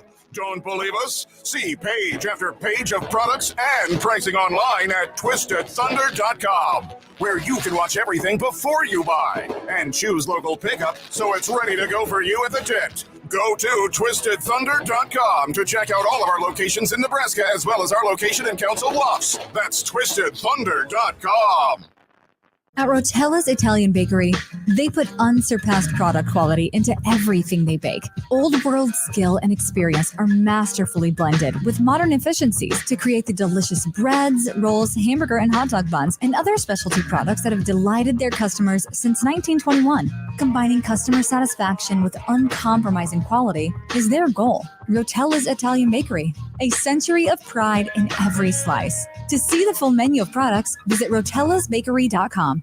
Oscar's Pizza and Sports Grill is West Omaha's headquarters for specialty pizzas and award-winning char-buffed wings. Enjoy games on their updated video and audio system and huge LED wall. Their main location on 173rd and Center is the perfect place to beat the heat with family and friends for the college baseball tournament. They also have a second carry-out location at 162nd and West Maple Street, featuring the same great pizzas and wings. Oscar's Pizza and Sports Grill, home of the Big O Pizza and award-winning char-buffed wings.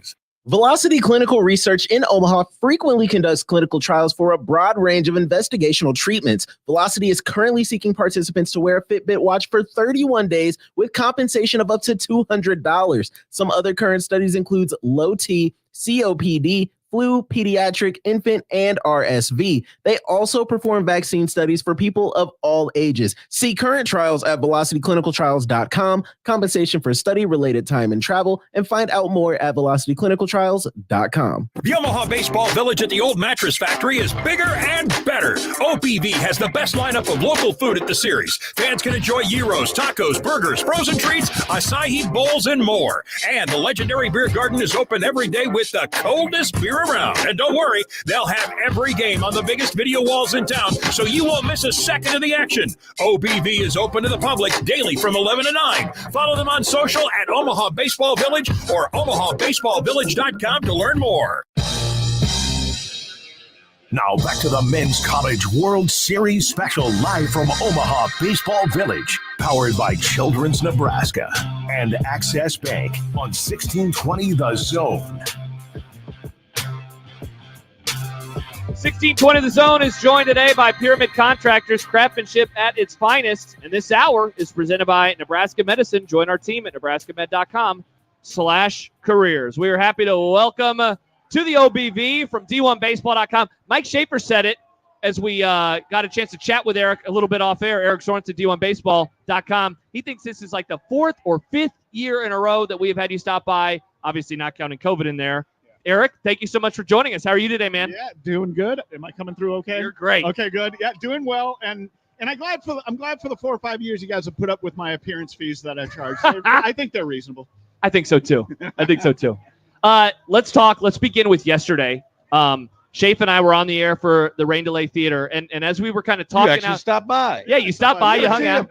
We were kind of talking. We think that there were like 3 options that they had at about 5:30. Let's say they could have started the game, and then they would have had to delay it.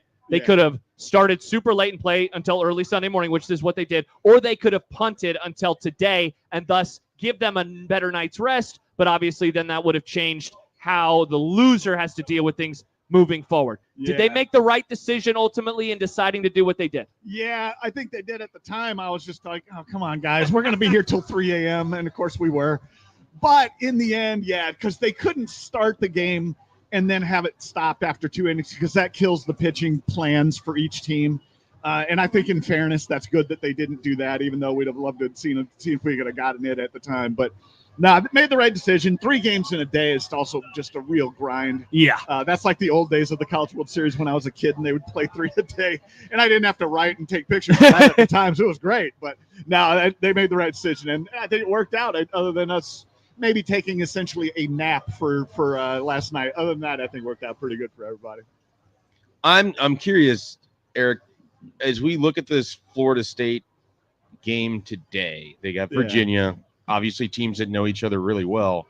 What do you think the mindset is as Florida State's going to take the field, having felt like they won that game on Friday night with the check swing call that wasn't. Yes. And then they weren't able to put a team away that they had a sizable lead on. You go into the ninth inning, you don't expect to lose that way. Right. What do you think the mindset is, and can Link Jarrett get those guys going right? Yeah, it's kind of weird because both coaches in the post-game press conference were kind of bemoaning the fact they're like, well, that wasn't the real us out there. Nothing against the teams that beat us. That wasn't the real us. We're going to come back out and play our ball on Sunday, whatever it is.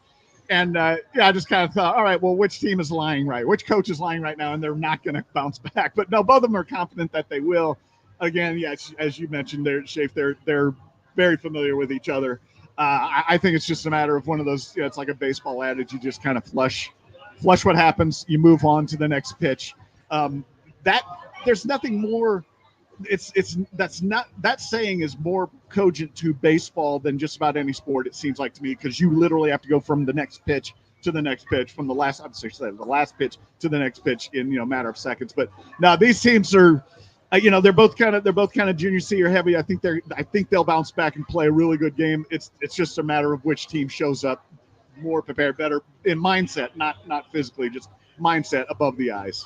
We're talking about the losers bracket game here. Hot chick, What of the four Sorry, teams my wife that just walked by. No, that's okay. of the four teams that lost to start this tournament, is there one that you think over the other three that would have the best chance of a sustained run coming out of this? Losing that first game. It's always hard to drop that first game and then fight your way back to even get to a semifinal appearance. Yeah, I think one little hint you look at is Florida State. They really put some runs up in their first game. And again, as obviously as has been all weekend so far, they had a legit chance to win. But Florida State, because of their offense, a little bit more so than Virginia, a little bit more so than the teams from last night that took it on the chin. So I kind of think just because that kind of can carry you a little bit. The hitting becomes contagious, as they say. That kind of is kind of a truism. And their team ERA is below 5. I think that they've got the pitching to be able to do it. I'll go with Florida State of those four. Eric Sorensen, D1Baseball.com, joining us right now from the Omaha Baseball Village. Eric, 4 games, all decided by 1 run, 3 straight walk-offs to begin the series. Like, are these teams this even? That someone would look and say, yeah, everyone is. Like, is it just that this group of teams that we have right now is more even than a normal field? Yeah, I think so, because if you look at it, 7 of the top 12 seeds are here, and the one that's not a top 12 seed is Florida, and they were in preseason number 2. Correct. Yeah, and that they're just finally getting their stuff together and working it right now. So yeah, I think it's been a really even field. And I think the games, just on looking at it, there's only one game that went double digits, kind of arena football style, and had 5 or 6 errors. The other 3 games only had 2 errors between the 6 teams, and I think that's pretty impressive. I think that kind of shows a little bit of the quality of play. Also, it kind of a little bit of how even it is, and how in this day and age where COVID kind of gave teams players an extra year. Yeah, they're very veteran teams that come here and play now. It seems like it's just a little bit better. The quality of baseball is just a little bit better. Eric, does a team like Tennessee that it felt like they've on the precipice of having this great run, and they've come up short, and they haven't even gotten here in some situations with teams that might be better than the one they have. Yeah. Does a win like they had on Friday night, could that kind of kick off things for them a little bit? Like they kind of got the monkey off their back, so to speak. Like they battled through some serious adversity to get that first win and set themselves up on the right side of the draw. Yeah. Here's the dichotomy with them is, okay, they scored 12 runs. Their offense is going to keep them in any game this week at all. Any game they play, they're down by 4 or 5 runs. It's not over. But at the same time, they really kicked the ball around a lot. They also had some base running faux pas.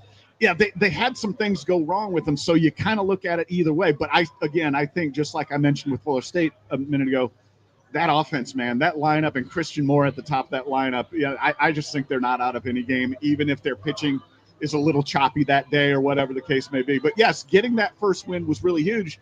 I think what you're referring to was like 2022, where they were the number 1 team all through the season and got upset by Notre Dame. So yeah, that had to be a little bit of a sigh of relief for them to come back, get a walk-off win. Because if they'd have lost that, it'd been a drag to their fans. And who knows what the mindset would have been, because again, didn't play a sharp game overall. Eric Sorensen, D1 Baseball, joining us here at the Omaha Baseball Village. Going back, Eric, to the Florida State-Virginia matchup that we're going to see in about 90 minutes. This Florida State game, this Florida State team, rather, the way in which they lose the other night, I made a comparison on yesterday's show to the 2019 Nebraska baseball team. They were in Stillwater for that regional. They were up late. They get beat. There's a deep home run. They lose that game. They have to turn around the next day. They get destroyed by UConn. I couldn't remember what the score was. I looked it up last night. 16-1. Like, how big of a concern? Not that type of score, but just how they overcome what was one pitch at the very end of a game that they think they got hosed on. Well, they did. Here's the thing about that. As much as I was just telling Schaefer that they can come back because of their offense, they also relied so much on Jamie Arnold, their ace. They leaned on him a little bit more than most teams did this year. So I'm not sure what the pitching will be like from here on out. Again, their team ERA is not bad. They're under 5, but let's see how they do with somebody else on the mound. Again, you get hosed like that in a game. It's such a drag, but those things happen. That's baseball. I like Link Jarrett as a coach, as his mentality, a very calming effect kind of a guy. He's not one of these guys that's going to fly off the handle because of one loss or sulk about it. So, this is going to be interesting to see how they bounce back and what they do with a team. Again, Virginia, very familiar between conference mates as they are. It seems like such a dumb question because of the national number 3 seed. I'm a specialist at that kind of questions. Why does it seem like we're forgetting a little about Texas A&M? I mean, obviously they played in a game that few people got to watch because of the timing of it with last night, but they're the number 3 seed. And it seems like there's a lot of conversation about Tennessee, or it could be the year for Florida State, or look at what Kentucky's doing. It seems like Texas A&M is just humming along, doing their thing, and we're going to look up, and there they are. Yeah, it's right there in the mix of it. I thought for coming in, Texas A&M and Virginia were kind of similar in that they had a solid season. They were in the top 5, top 8 the whole season, but they kind of got overlooked a little bit just because of how good Tennessee or Kentucky having such a great year was kind of new, and it was a shiny object for everybody to gloss on. But I think Texas A&M, I mean, they lose Braden Montgomery, and they're still just a total hot offense, scoring 11 runs against Florida State. So not a lot of tears, even though Braden getting injured was a real drag. Not a lot of tears for that lineup because they've got a deep batting order. And, if they've got Ashen back as their guy at the end, who we saw last night in relief, if they've got him as in their holster, they can beat anybody. They get a lead, that's going to be pretty good for them. Any early lead is going to be huge for them. And coming back might not be a problem with their lineup as well, with as much potential as they have. And their pitching is solid. Eric Sorensen joining us. Eric, going back to that game last night, you were near the Florida dugout when a couple of fans. What can you tell us about that for those who maybe are making their way down the ballpark and they were asleep last night, or they haven't really had a chance to log on to Twitter this morning and see what happened? Can you just give us a sense of what was going on in the dugout? I mean, as best as you can, because I know some words were probably being said that we can't repeat on the radio. Yeah, there were a lot of F-bombs going back and forth. But no, me and Lady Stitchhead, we were down in the tunnel right next to Florida's dugout and just watching the game, and we were about to get, between innings, we were going to go to our different photo wells. And then just all of a sudden, these two, as I called them, A&M jackasses, came down and started yelling at Coach O'Sullivan about some incident that apparently is not true, about some man that an acquaintance of his killed himself and his 2 dogs. A real tragic scene, and they came down there to kind of heckle him about it. It's like, do you heckle somebody about that, really? So they're down there heckling him. This is their deaths are on you. This is you got blood on your hands, kind of a thing. And they just kept yelling. Like at first, my wife and I were just kind of like, is this for real, or is this like part of a some kind of a skit? And they kept going. And so, at that time, the Florida coaches started throwing F-bombs back and saying, hey, shut the hell up. And they started making their way towards those guys. And I was like, oh, this is going to be good. They're going to pummel these guys. But then by that time, the police had come down and got those 2 guys. Woo! But I was expecting, okay, these Florida assistant coaches, they're peeved. They're going to go up there and they're going to start pummeling. But it didn't happen. But it's just a weird thing. It's one of these internet rumors that got started about Coach O'Sullivan that apparently, it's not true. And they, these jackasses just, they pick up on it and they say, hey, let's go heckle this guy. Incredible. And they were loud about it too. It wasn't just one thing like, hey, Sullivan, yada, yada. They just kept on and kept on. And with fewer fans, it's going to echo and reverberate louder. Yeah. And obviously they were wearing A&M stuff. And so Jim Slauson did the right thing in the post game. saying, hey, this isn't, they don't reflect what A&M's about. Yeah. And they also kind of keep in mind that this was a 4-hour rain delay before this game. That's a lot of time to slam some whiskey and some shots. Oh, yeah. And so I have a feeling they might have been a little bit lubricated at that. I don't know. That's kind of the deal it was. And so I obviously, as it kept going, I was like, all right, I got to take a picture of these guys and post them on Twitter just to show them out a little bit, because that was a big thing to do. Yeah. Eric, before I let you go, winner's bracket game. We have one tonight. We have one tomorrow. Which one's going to be better? Oh, jeez. Whichever one ends in the walk-off. Hey, here we go. Josh is asking which game is going to be better in a tournament in which we've had 4 games by the slimmest of margins, 3 walk-offs, a robbed home run. I think it's a great runners question. on base with a strikeout last night. He wants you to predict the future. Yes, that's what we do.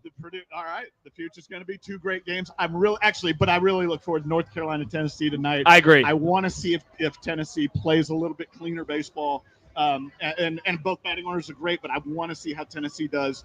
Yeah, they're in the winner's bracket. They got out. That's the only thing you can ask for. But let's see how they do now, bouncing back if they play a cleaner game. Should be a whole lot of fun. That one coming up at about 6 o'clock tonight. But first, we will have Virginia and Florida State just after 1. Eric, as always, we appreciate it. I imagine that I'll be sending you another text as we get closer to the championship series.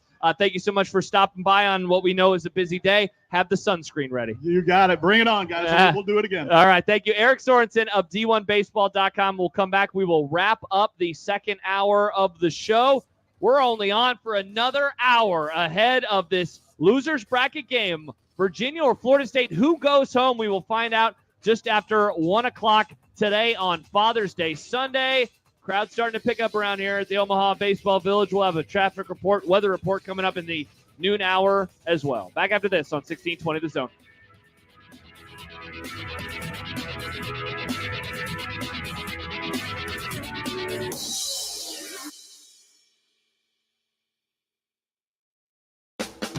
Curveballs belong in baseball, not your bank. When you choose Access Bank for your personal or commercial banking needs, you'll know what to expect every time. Personalized all-in-one service from experts who know banking and the Omaha Metro. Access Bank has convenient branch locations and easy online solutions. Because we're here for a reason, to make your experience a home run. Learn more at accessbank.com. Member FDIC. Experience the difference and save more when you shop at one of our 3 convenient Woodhouse Ford locations. And right now, it's more affordable than ever to get behind the wheel of a new vehicle when you visit a Woodhouse Ford dealership. Going on now, save up to $10,000 off MSRP on the 2024 Ford F-150 Super Crew XLT with approved credit, $299 doc fee due at signing. Offer expires 7/08/2024. See dealer for details. Upgrade your hydration this summer with Zen Water. Ultra pure, refreshing alkaline water. Zen Water transforms you with every quenching sip. Vapor distilled for ultra purity with the perfect blend of electrolytes added for taste. Zen Water is pure, elevated water. To learn more, visit zenwater.com. ZENWTR.com. And stop by your local retailer to find your Zen today. In the heart of the country is a children's hospital at the forefront of pediatric innovation, where teddy bears and coloring books meet leading-edge treatment and technology, where warm smiles and a human touch go hand in hand with tools like remote patient monitoring and robotic-assisted surgery, and where a committed team of healthcare providers believes innovation is best used to deliver better care for kids. Children's Nebraska. Believe in better. You don't have to wait for your perfect landscape. Patera Landscaping can book your project now and have it beautifully installed in time to enjoy this July and August for cookouts and get-togethers. Trees, bushes, colorful gardens, water features, patios, outdoor kitchens. Patera Landscaping can do it all. Call today and have your perfect landscape this summer. Patera, voted Omaha's best. PateraLandscaping.com. If you want a perfect landscape, call Patera. Make the right call. John Higgins, let it go. The home of the roofery. When it's it's time to replace or repair storm damage. Make the right call. John Higgins Weather Guard, the local, trusted, and proven choice. No one has installed more Da Vinci roofs, and there's a reason why John Higgins Weather Guard is the nation's leader. Community member, community supporter. Make the right call. John Higgins Weather Guard, the home of the rooferys. Make the right call. An estimated 80% of Americans aren't getting their recommended daily amount of physical activity. It's time to move and keep moving, America. And when you need help, physical therapists and physical therapist assistants are by your side. Be your own champion. Choose more movement. Choose better health. Choose physical therapy. Find out more information and a physical therapist at choosept.com/NE. Brought to you by the American Physical Therapy Association of Nebraska. Success in today's electrical market requires your company to be able to adjust to an ever-changing field. A partnership with IBEW Local 22 gives you that flexibility with access to journeymen, apprentices, proven training programs, marketing assistance, entry into markets not available before, ability to expand and contract with changing market conditions, and a benefits package for you and your employees. Contact Bob at IBEW Local 22 for additional details at 402-980-7596. Now back to the Men's College World Series special live from Omaha Baseball Village, powered by Children's Nebraska and Access Bank on 1620 The Zone.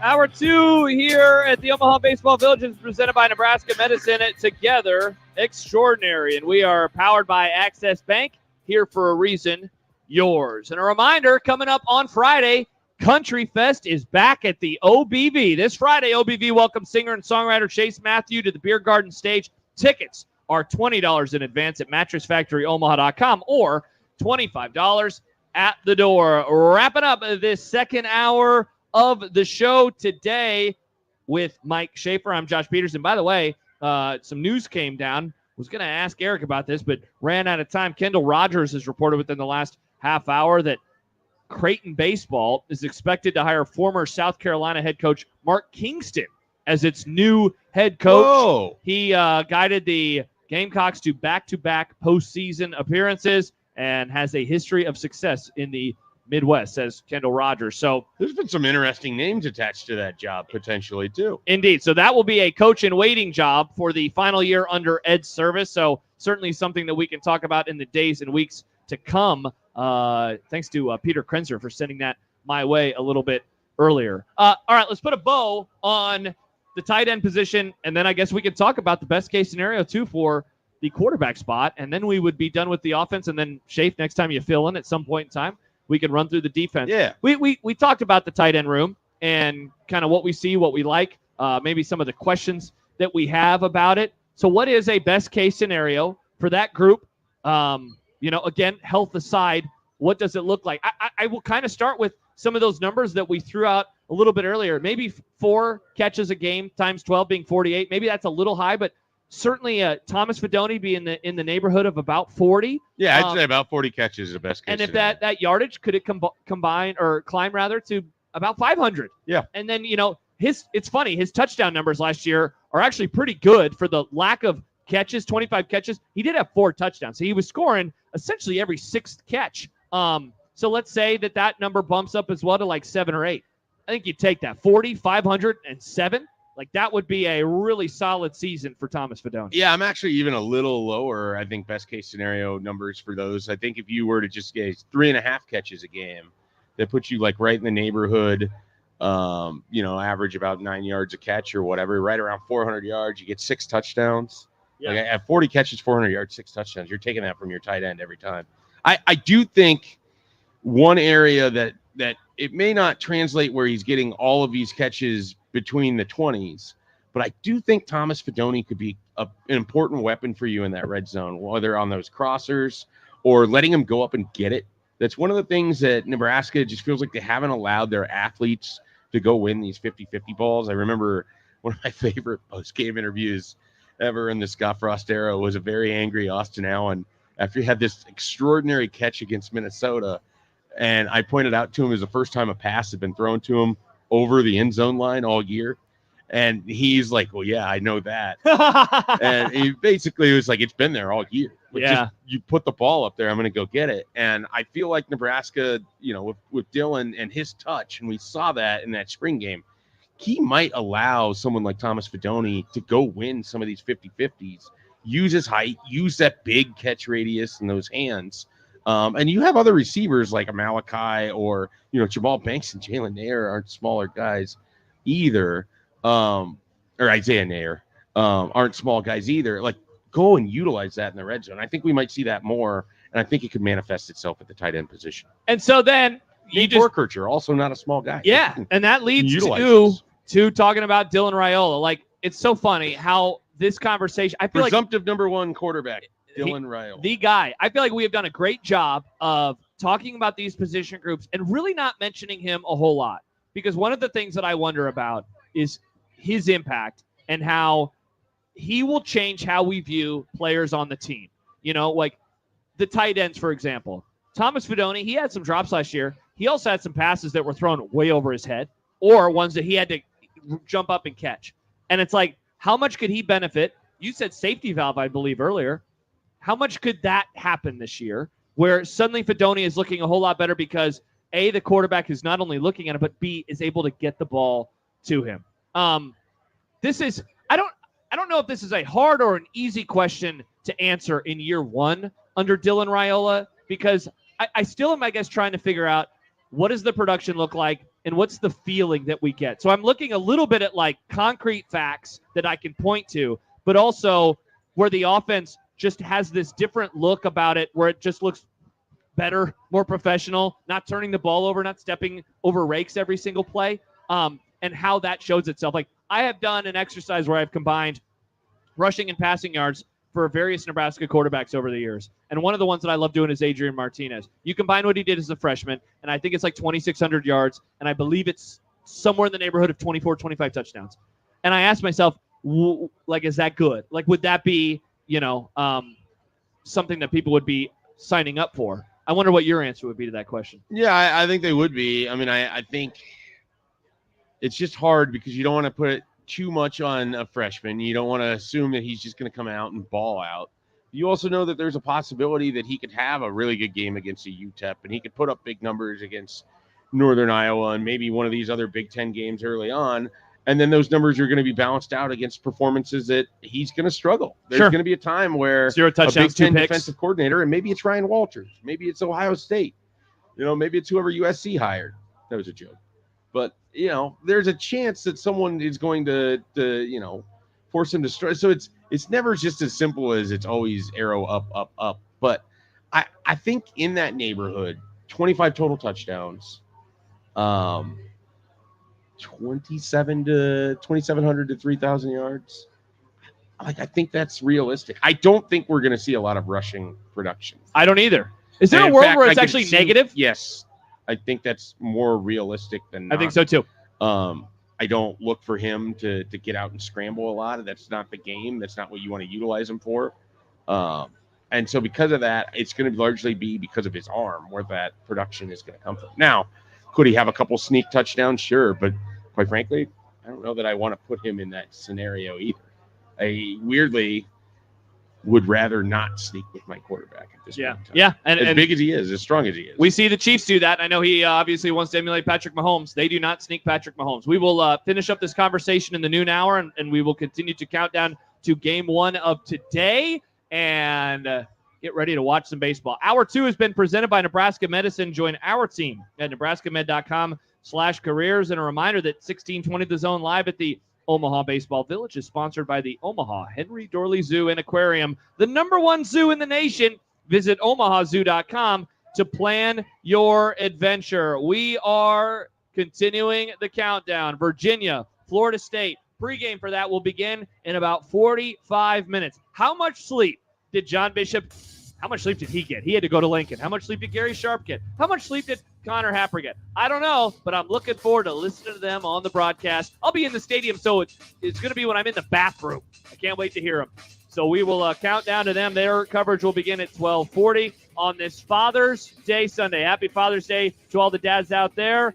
Final hour coming up next on 1620 The Zone.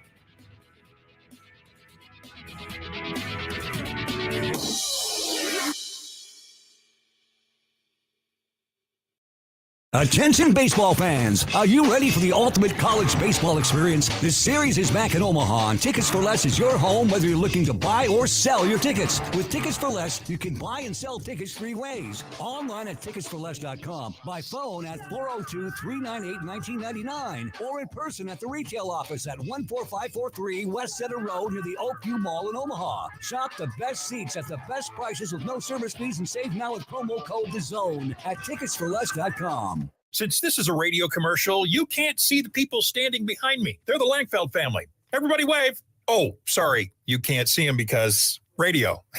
Anyway, the Langfelds are the family behind Langfeld Overhead Door, where they proudly install Midland garage doors to fit any space and style. And they don't take a backseat to anyone when it comes to their service. Because if something goes wrong, it's their name on the line. So they're going to make sure it goes right every single time. Langfeld Overhead Door, 402-234-2700. At Rotella's Italian Bakery, they put unsurpassed product quality into everything they bake. Old world skill and experience are masterfully blended with modern efficiencies to create the delicious breads, rolls, hamburger and hot dog buns, and other specialty products that have delighted their customers since 1921. Combining customer satisfaction with uncompromising quality is their goal. Rotella's Italian Bakery, a century of pride in every slice. To see the full menu of products, visit rotellasbakery.com.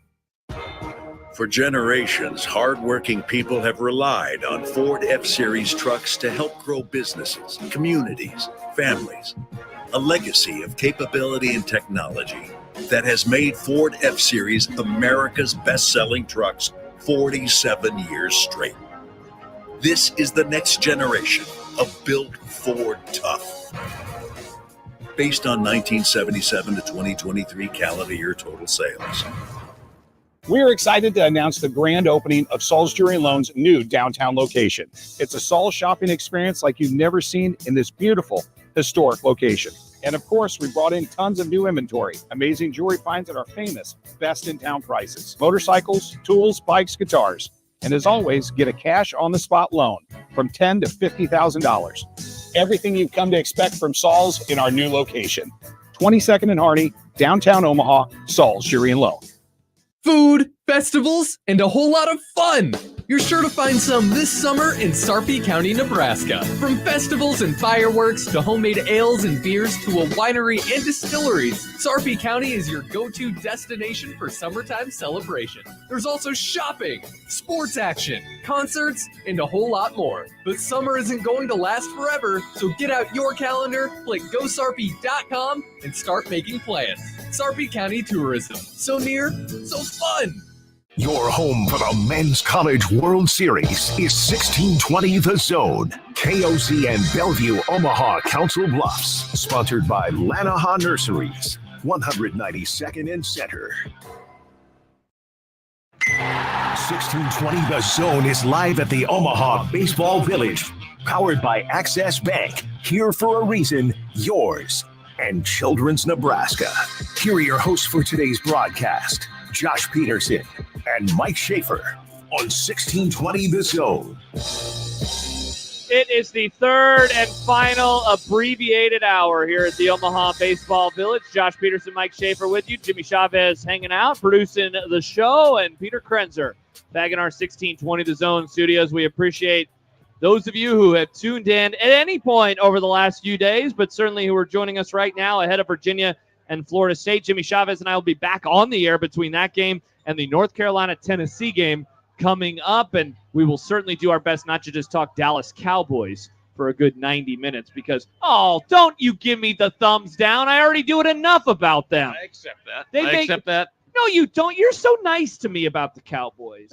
That's all right. Of all the I like when people give you crap for it, though. It's fun. Is it? Of all the people in my life who are not Cowboys fans who I talk to, I would say that you are the nicest or second nicest that I deal with. Most people send horrible, horrible memes. It's not that I am mad because you're making fun of the Cowboys. It's because the jokes are so bad. I've seen these jokes. I'm begging people.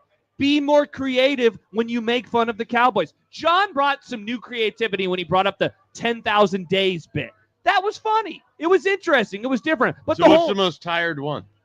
The most tired one is the one where it's a picture of the star and it says the cycle of a season. It's like, this team's going to win the Super Bowl. This is going to happen. Then it always ends up bad. It's like, I've seen that to me a million times. The one that has annoyed me this week is from Scooby-Doo, where they pull off the Dallas Mavericks mask, and what's underneath it? Oh, it's the Cowboys logo. Ha, ha, ha. Yeah, that's not even fair because the Cowboys don't get as far as the Mavs. Thank you. That was my thought, too. They haven't even made the NFC Championship That game, seems let alone really the Super Bowl. offensive to the Mavs. Exactly. So all I ask is a bit more creativity. I'm fine if you're going to talk trash to me. Just come with some more interesting or funny things. We're powered by Access Bank, here for a reason, yours, and by Children's Nebraska. Speaking of Jimmy, it is that time. People are making their way to the ballpark. They're wondering, hey, how's the traffic as they sit in traffic? They're wondering, hey, how's the weather as they stare at the sun? Jimmy is going to give us the information. Jimmy, take it away. 8-8 forever, but we'll talk about that They later. won 12 games last year, Jimmy. I know. January 14th, 1996, last NFC Championship. And I remind that I am a fan as well. Been a while. Yeah, it's been a while. All right. The weather, as you can tell, it's warm. It's been hotter here. But the thing is, today it's more muggy. The weather update powered by the winning team at Liberty First Credit Union, supporting their communities and providing banking with purpose. Right now, in the Omaha Metro, 85 degrees and partly cloudy. That's not hot. Anything below 100 is not hot, especially for our southern visitors. 94 is the expected high today. However, it is more muggy after yesterday's rain. The dew point 68, the wind out of the southeast at 18 miles per hour. It'll be a warm, muggy night tonight for the night games, but the rain should hold off. There is a very slight chance, but nothing like last night. That's the weather. We're powered by the winning team at Liberty First Credit Union, supporting their communities and providing banking with purpose.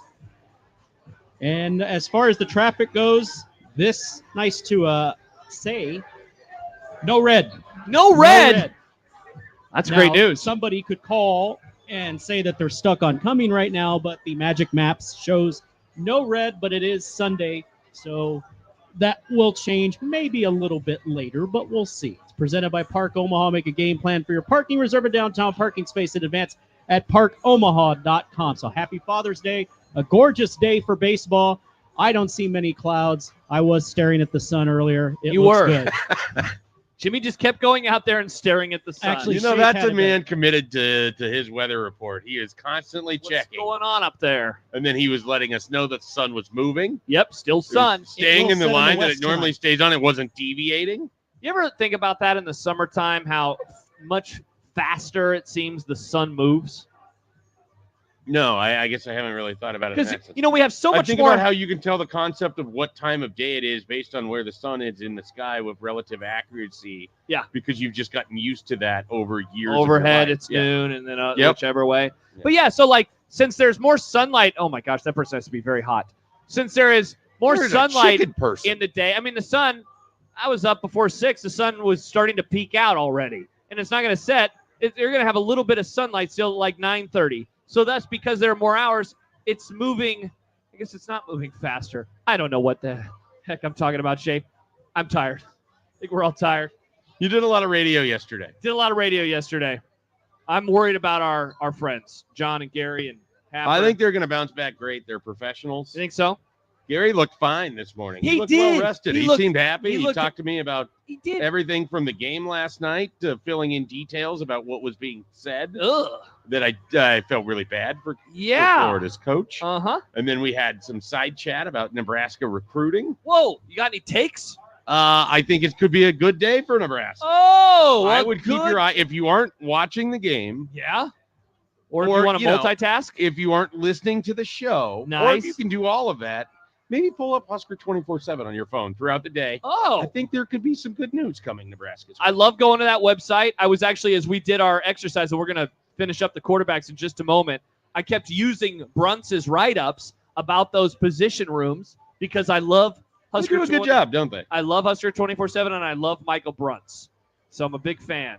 Also, it's nice to log on and see Board Rules Refresher 2024 edition. Got to Yeah. make sure you're on We top got of to keep people. the They board got to rules. stay, within the rules. Color inside the line. I love the topics that are on here. Happy Father's Day. Why is the Big Ten so terrible at baseball? And a good topic, OT, dogs. People like dogs. That's my kind of message board. I just gave you a great idea for your dog during the break. That was an awesome idea. Yeah. Really good idea. I feel bad. Banks, I can tell Banks was a little moody today because you bailed on him? Yeah. We haven't been Slider's home a lot. been that way. So I've been gone a lot. Yeah. It's been 4 straight weekends where Slider he stayed at other people's houses, or he went to the kennel this weekend. Yeah. And, he's always excited to see me whenever I pick him up from these places. What but a then good we get dog. home, and he immediately is like, I'm going to go sit over here and just stare at you with this look on my face that said, we both know you abandoned me. And he'll do that. Yeah. And I'm like, hey, do you want to go outside? And he'll just sit there and stare. Do you want a food? Do you want a treat? And he's just like, I'm going to punish you by staring at you. You ask him, do you want a food? Do you want food? Do you want a food? treat? Okay. Yeah. I was like, do you want a food? I kind of want to say that. I've to never Banks fed now. him with one individual. Here's a tiny food. kernel. Yeah. For me, so Banks today, he came into our room as I was getting ready, and he could just tell, Riz had already left. Well, they know those cues. They do. If I pick up a book bag, he's just going straight to his dog bed, laying down and pouting. So he hopped up on our bed and he turned away from me. He was looking away from me. And so He's pouting. I'm like, Banks, and he wouldn't turn around. Yeah.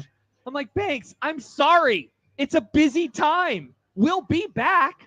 It'd be better if the dogs understood the College World Series. I think they would appreciate it. I was thinking about that. I wish that I could just tell him, like, look, sometimes my job for 1 week is very different. I know. Banks lives a tremendous life because usually I am home until 12:30 or 1, so he gets someone at home all morning into the early afternoon. And then I'm gone. Then Riss leaves a little bit later, and then I'm home like 3 hours after that. And so he's barely home. It's almost like a COVID situation. Remember when dogs were just living with their owners for all the time? Like no one could go anywhere. And this week it hasn't been that way.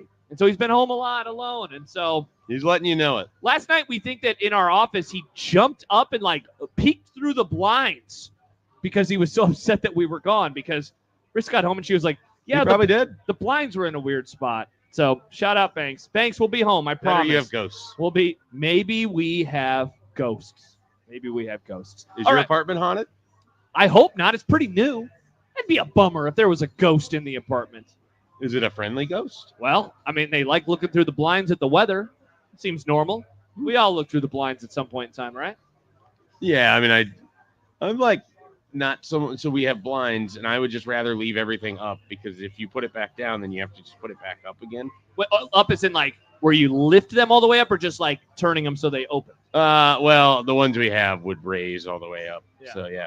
We bought some that have the ability, like the cloth type thing. Yeah, we bought some that have the ability that there's like a sheer spot, and there's it's layered, so you can line them up so you can see through the sheared part without having to raise all the blinds up. Yeah. It just, I don't know. It's one of those things that when we bought a house, and it was Shelby was like really wanted my input on window treatments. And you had no takes? I had none. And now you have takes. Well, yes, in the sense that I felt like we probably spent too much money on it. Solid take to have on a lot of things involved with the house. All right, we will run back.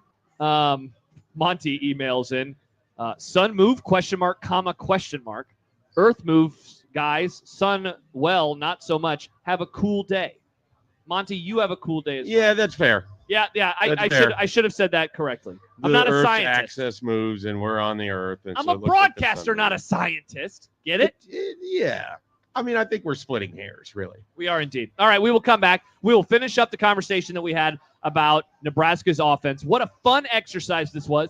I feel like I've learned some things, and I'm more prepared for the upcoming football season. And then we will preview for one final time, give you our thoughts on who will win tonight between Virginia and Florida State, and we will then send it up to the broadcast booth. We're on for another half hour ahead of pregame for Cavaliers and Seminoles with Peter Krenzer back in our zone studios. Jimmy Chavez here, and to my right, Mike Schaefer. I'm Josh Peterson.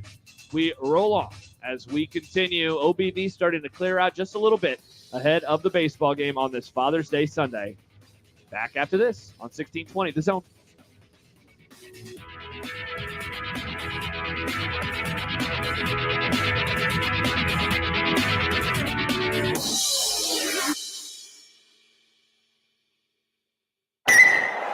Car radio is like a rookie pitcher quitting in the 7th inning.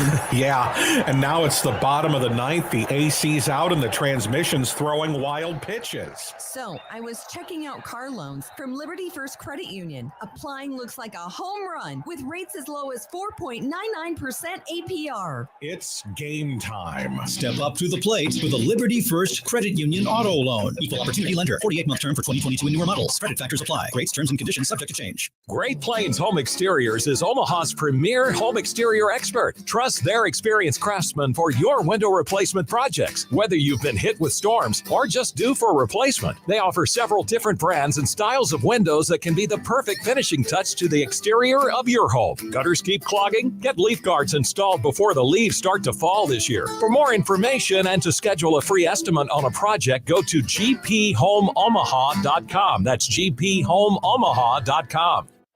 And we're back live, and what a beautiful day here at the park. Just listen to that crowd. Excitement's in the air. They've come to see the best of the best from all over the globe in what's been a fan favorite for nearly 130 years.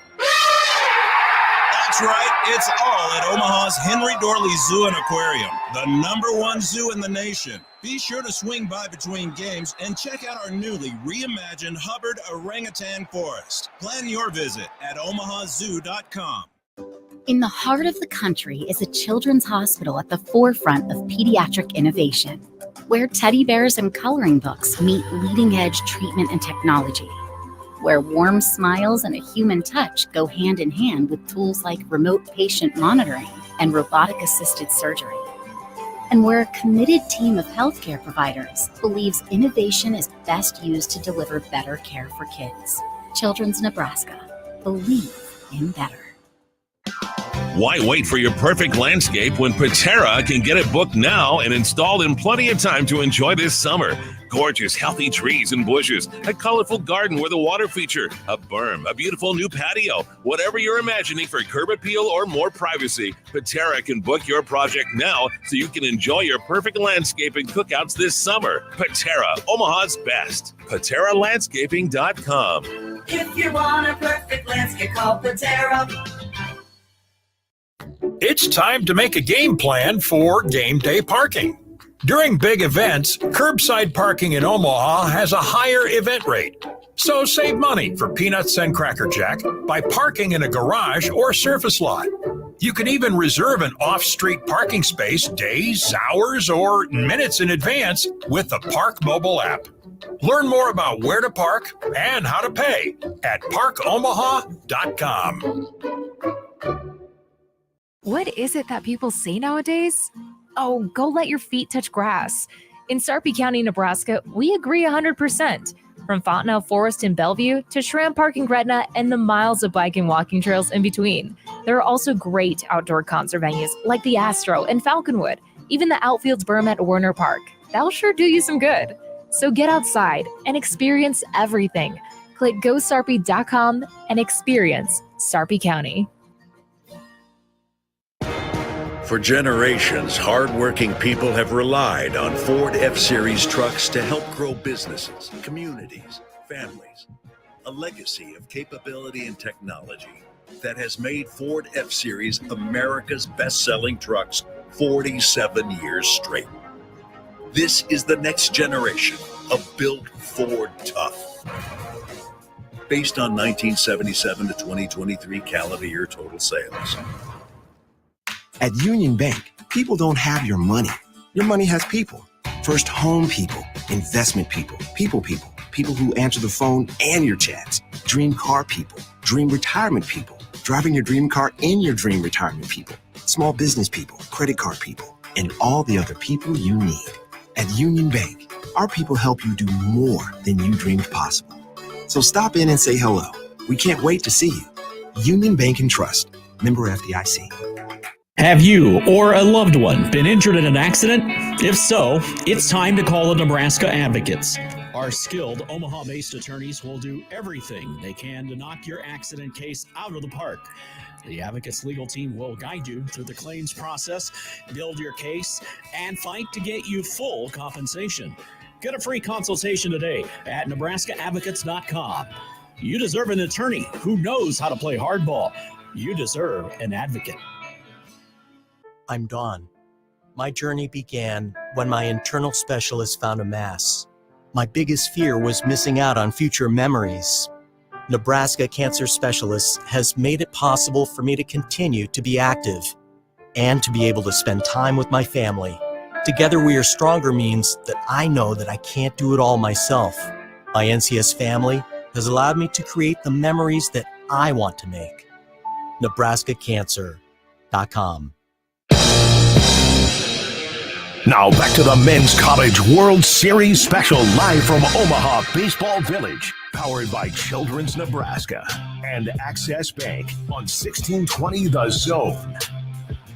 1620 The Zone is joined today by the Drug Enforcement Administration. To learn about the dangers of fentanyl or to join in the fight against drugs, visit DEA.gov. And you can come by the Zone booth inside of the Omaha Baseball Village and register to win ice cream for a year from 10 Wally's. 10 Wally's official ice cream is 1620 The Zone, celebrating more than 35 years with over 3,000 flavors. Benson in the Old Market, Omaha. Josh Peterson, Mike Schaefer, Jimmy Chavez with you as we are winding on down to another baseball game. Someone will go home. We will talk about that in our final segment, but we have to finish the exercise that we have been doing all day long. What's a realistic best case scenario for Nebraska's offensive position groups? We started with the wide receivers. We talked about the running backs. We went to the offensive line, then the tight ends, and we finally finished with the quarterbacks. Let me ask you this as we finish this up.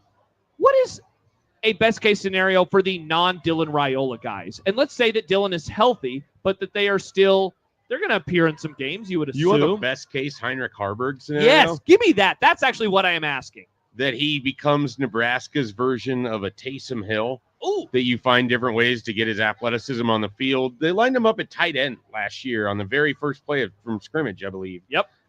He had a catch against Minnesota. Right. And so they certainly know that athleticism is there. What I am fascinated by is, can you utilize his ability as a runner? Can you have a subset or a subformation where you're getting Heinrich Harburg on the field, whether it's, in short yardage situations or just a straight 1st and 10, and you let him run? I mean, I think he can still be a weapon for you. I think you can utilize that athleticism. It doesn't just have to sit on the bench and collect dust. And so what I think the best case scenario would be, you see some catches, you see some carries, you get him in. Heinrich Harburg has a few touchdowns for you. You make him a valuable asset that you could utilize. It's just another weapon for an offense that, last year, famously devoid of having any weapons at all. Zero Heinrich weapon Harburg's boys legs were your only weapon for much of the season. And that dissipated by the time November rolled around. Well, because they had to keep relying on it. Exactly. Because you just fell into the trappings of your quarterback has to be Superman for you to win games, and that, hard to do. So I think best case scenario there, he plays for you in a variety of different ways while also being your backup quarterback. Best case scenario for Daniel Kalen is that he plays in a few games, but you fewer than 4. Yeah, I don't think he needs to play in 4 games. I think if you can get his feet UNI, that would be a great opportunity. And in theory, a game that they're going to be favored by about 4 touchdowns, UTEP, right? Yeah. It'd also be remarkable. Like, let's say, best case scenario for the team, you put teams away early in games. How nice would that be? And then maybe, for example, that Indiana game that's on BTN. Famously predicted by us yesterday. I don't know what we said, an evening one, a 6:30 that sounds start. about right, yeah. Maybe you're up in that game and you can cycle through. Heinrich Harburg gets play a little bit, but you also get Daniel Kalen some Big Ten experience too. Not a bad idea there. Not a bad idea there. So all of that said, we did the best case for every position group. I don't want to ask what that would mean because it would mean a lot of wins. But obviously they're not all. If everything's clicking on offense, I think this team has the upside of a 10-win team. So that won't happen, right? It doesn't seem likely. So how do they? Trying to figure out how to ask this. How do they make up for which one seemed least likely to hit the best case scenario? I think you started running back, right? We know. And then I think it's quarterback. I mean, I think it's hard. It's hard to expect a guy who has never played college football to just come in and hit his best case scenario. So I think those are the 2 positions, and they would have an outsized effect as to how everything else goes. But if your wide receivers are good, if Thomas Fidone takes another step for you, and the offensive line takes another step for you, that alone allows you to continue to be a productive and good offense, but you're not going to reach your best case scenario that way. Yeah, for sure. And that then points me to like the wide receivers, to the offensive line, and like, can they raise the level of play that maybe the running backs and the quarterback aren't able to get to that, best case world. I think what does that mean for the offense overall, right? Yeah, I think what it means is that you have a productive offense that maybe isn't a great offense, that you can't just rely on them to roll out of bed and score 35 points a game for you. That, they're going to be in some struggles. They're going to go through the Big Ten portion of the schedule and run into some defenses that are going to throw curveballs at a young Dylan Raiola and, who won't be able to rely on his running game. And Nebraska's going to have to get creative and find different ways to be able to put up points. I think that's the most likely outcome for this, but I think that can still happen while also acknowledging some real growth and real progression at that wide receiver offensive line spot. Yeah. So that was really fun and interesting just to kind of dive into these groups and to see, what it would mean. I think that what you just said a couple of minutes ago too about like putting teams away. One of the things that people love talking about the old days is like, yeah, that's why they were so good. You got to flood the bench. Yeah, they so many guys got to come in and they got experience, and that experience paid off later on. But I have kind of flipped it into a different perspective this offseason, because we always talk about these one-score games, and this is going to be an obvious statement. I don't think I've said it to you yet, though. If you want to avoid losing one-score games, the best way to avoid that is to not get into one-score games. Sure. Like the best example from last year that I love bringing Score up. more points. The Illinois game. They stepped all over themselves on offense in the fourth quarter. They kept turning the ball over and not adding to the scoreboard. And yet, I was never like, oh, no, here it goes. Why? Because they were always up by 2 scores. They were always up 20-7. And so it wasn't hurting them. When the Purdue game got really weird at the beginning of that quarter, when Jeff Sims came in and he turns the ball over and it's returned for a touchdown, I was never in the, oh, no, here it goes again. Why? Because they were up 24-0 when it started. They were up by multiple scores. The only one last year where they like turn the ball over or bad things happen sometimes and they held on to win was the Northwestern game in terms of one-score games. That was a one-score game. They won by 8 or 9. But every other time, Minnesota, Iowa, Wisconsin, Maryland, it was tied. They were down by a score. They were up by a score. Wisconsin, they were up 14 points. They were up 14-0 in the first quarter, yeah. And so that was a slow build, but look at what happened in the fourth quarter versus Maryland. Look at what happened in the fourth quarter versus Iowa. And so, like, this isn't to say blow everybody out. Things are going to be perfect. But if you're putting yourselves in a position where you don't have to come down to 1 scores for 5 or 6 games, can you lower it to like 3 or 4? Because you're have a chance. Then that means, you're winning some of these other games by 2 scores, 3 scores, and maybe backups are getting in. Or you just learn to minimize the mistakes that you were having in those 1-score games. Or you learn to minimize mistakes. I want to ask something as we've finished up this exercise. Yeah. Are you more confident in Nebraska's offensive line or Nebraska's wide receivers? One you saw a lot of, and it's been a lot of parts that you've been down on at one point and now feel good about. The other, with the wide receiver position, you saw some flashes from some young guys and then veterans that have transferred in that we've never seen play an actual game for Nebraska. I think I am more confident in the line, but I am higher on the potential of the wide receivers.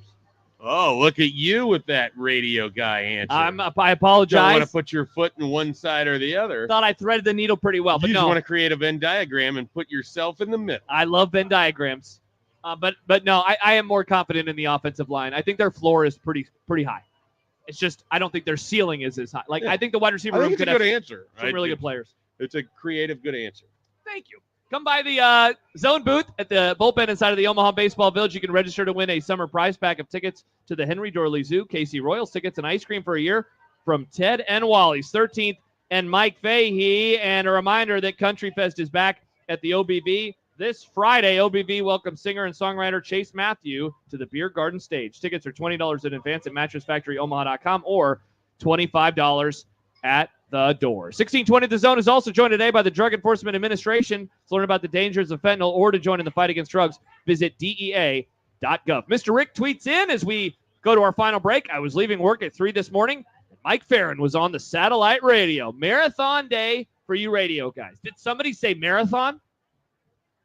I did. Not that marathon. Not that marathon? Nope. Not the gas station either. When we return, that was unexpected. When we return, Mike Schaefer, has keys, I think. Ooh, I got more keys? I don't know. I guess we'll find out. Do All you have right. keys? We'll do it. All right, cool. We got some keys for this game, which is under an hour away. Virginia, Florida State out in the sun on Father's Day. North Carolina, Tennessee later tonight. We'll come back. We'll say goodbye for now on 1620 The Zone.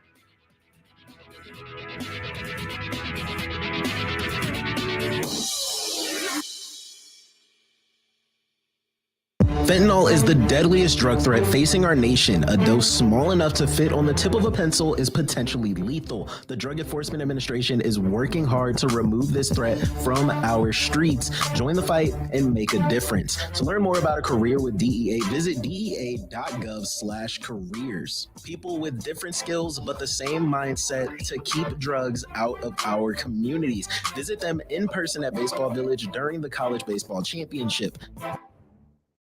And we're back live, and what a beautiful day here at the park. Just listen to that crowd. Excitement's in the air. They've come to see the best of the best from all over the globe in what's been a fan favorite for nearly 130 years. That's right, it's all at Omaha's Henry Dorley Zoo and Aquarium, the #1 zoo in the nation. Be sure to swing by between games and check out our newly reimagined Hubbard Orangutan Forest. Plan your visit at omahazoo.com. I'm Dawn. My journey began when my internal specialist found a mass. My biggest fear was missing out on future memories. Nebraska Cancer Specialists has made it possible for me to continue to be active and to be able to spend time with my family. Together We Are Stronger means that I know that I can't do it all myself. My NCS family has allowed me to create the memories that I want to make. NebraskaCancer.com.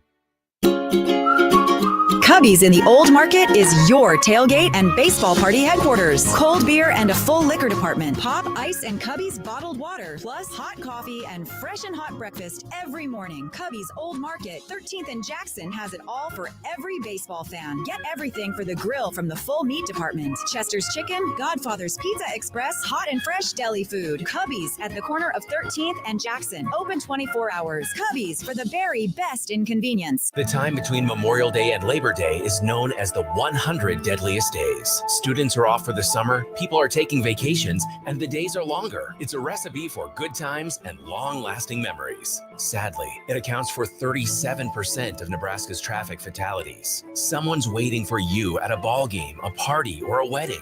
Don't let a crash keep you away. Focus on driving. Brought to you by the Nebraska chapter of the National Safety Council and the NDOT Highway Safety Office.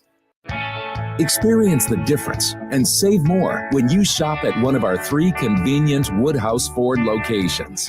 And right now, it's more affordable than ever to get behind the wheel of a new vehicle when you visit a Woodhouse Ford dealership. Going on now, save up to $10,000 off MSRP on the 2024 Ford F-150 Super Crew XLT with approved credit, $299 doc fee due at signing. Offer expires 7/08/2024. See dealer for details.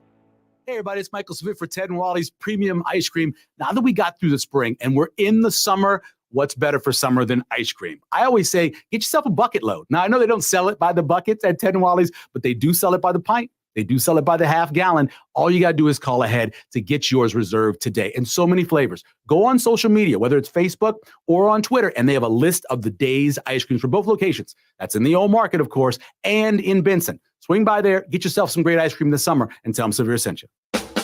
Curveballs belong in baseball, not your bank. When you choose Access Bank for your personal or commercial banking needs, you'll know what to expect every time. Personalized, all-in-one service from experts who know banking and the Omaha Metro. Access Bank has convenient branch locations and easy online solutions. Because we're here for a reason, to make your experience a home run. Learn more at accessbank.com. Member FDIC. Upgrade your hydration this summer with Zen Water. Ultra pure, refreshing alkaline water. Zen Water transforms you with every quenching sip. Vapor distilled for ultra purity with the perfect blend of electrolytes added for taste. Zen Water is pure, elevated water. To learn more, visit zenwater.com. ZENWTR.com. And stop by your local retailer to find your Zen today. Velocity Clinical Research in Omaha frequently conducts clinical trials for a broad range of investigational treatments. Velocity is currently seeking participants to wear a Fitbit watch for 31 days with compensation of up to $200. Some other current studies includes low T, COPD, flu, pediatric, infant, and RSV. They also perform vaccine studies for people of all ages. See current trials at velocityclinicaltrials.com, compensation for study-related time and travel, and find out more at velocityclinicaltrials.com. For generations, hardworking people have relied on Ford F-Series trucks to help grow businesses, communities, families. A legacy of capability and technology that has made Ford F-Series America's best-selling trucks 47 years straight. This is the next generation of Built Ford Tough. Based on 1977 to 2023 calendar year total sales. Now back to the Men's College World Series special live from Omaha Baseball Village, powered by Children's Nebraska and Access Bank on 1620 The Zone. 1620 The Zone is joined today by the Drug Enforcement Administration. To learn about the dangers of fentanyl or to join in the fight against drugs, visit DEA.gov. And while we're here, you can come by the Zone booth at the bullpen inside of the Omaha Baseball Village. Register to win a summer prize pack of tickets to the Henry Dorley Zoo, KC Royals tickets, and ice cream from Ted and Wally's for a year, 13th, and Mike Fahey. My wife's here. My parents are here. You feel extra pressure? They're watching you work. I know. It's a little You're stressful. live on the air. It's exciting is what it is, Shafe, because we're about to go inside and watch some baseball. To the game. I hope that everyone brought sunscreen. I did. I got it in my backpack. That's good. So I'm good to go. Let's talk about this game, Mr. Mike Schaefer. One of these two teams, Virginia and Florida State, is going to lose, and thus their trip to Omaha will be done. They might be home by tonight. What are you looking for in this battle between the Cavs and the Noles? Yeah, I think you have to start with what version of Florida State shows up. So the key for them, you can't let Friday beat you twice. So you got to show up, flush everything. It's a, 0-0 mentality as you start that game today. And you have a new opponent in Virginia and one that you're very familiar with. And so if Florida State goes out and plays the way they can, hits the way they can, they're going to put up runs, and I think it's going to be a handful for Virginia. So that brings me to the key for the Cavs. Got to find a way to keep those bats in check. You're going to give up runs. There's no question about that. Florida State will score.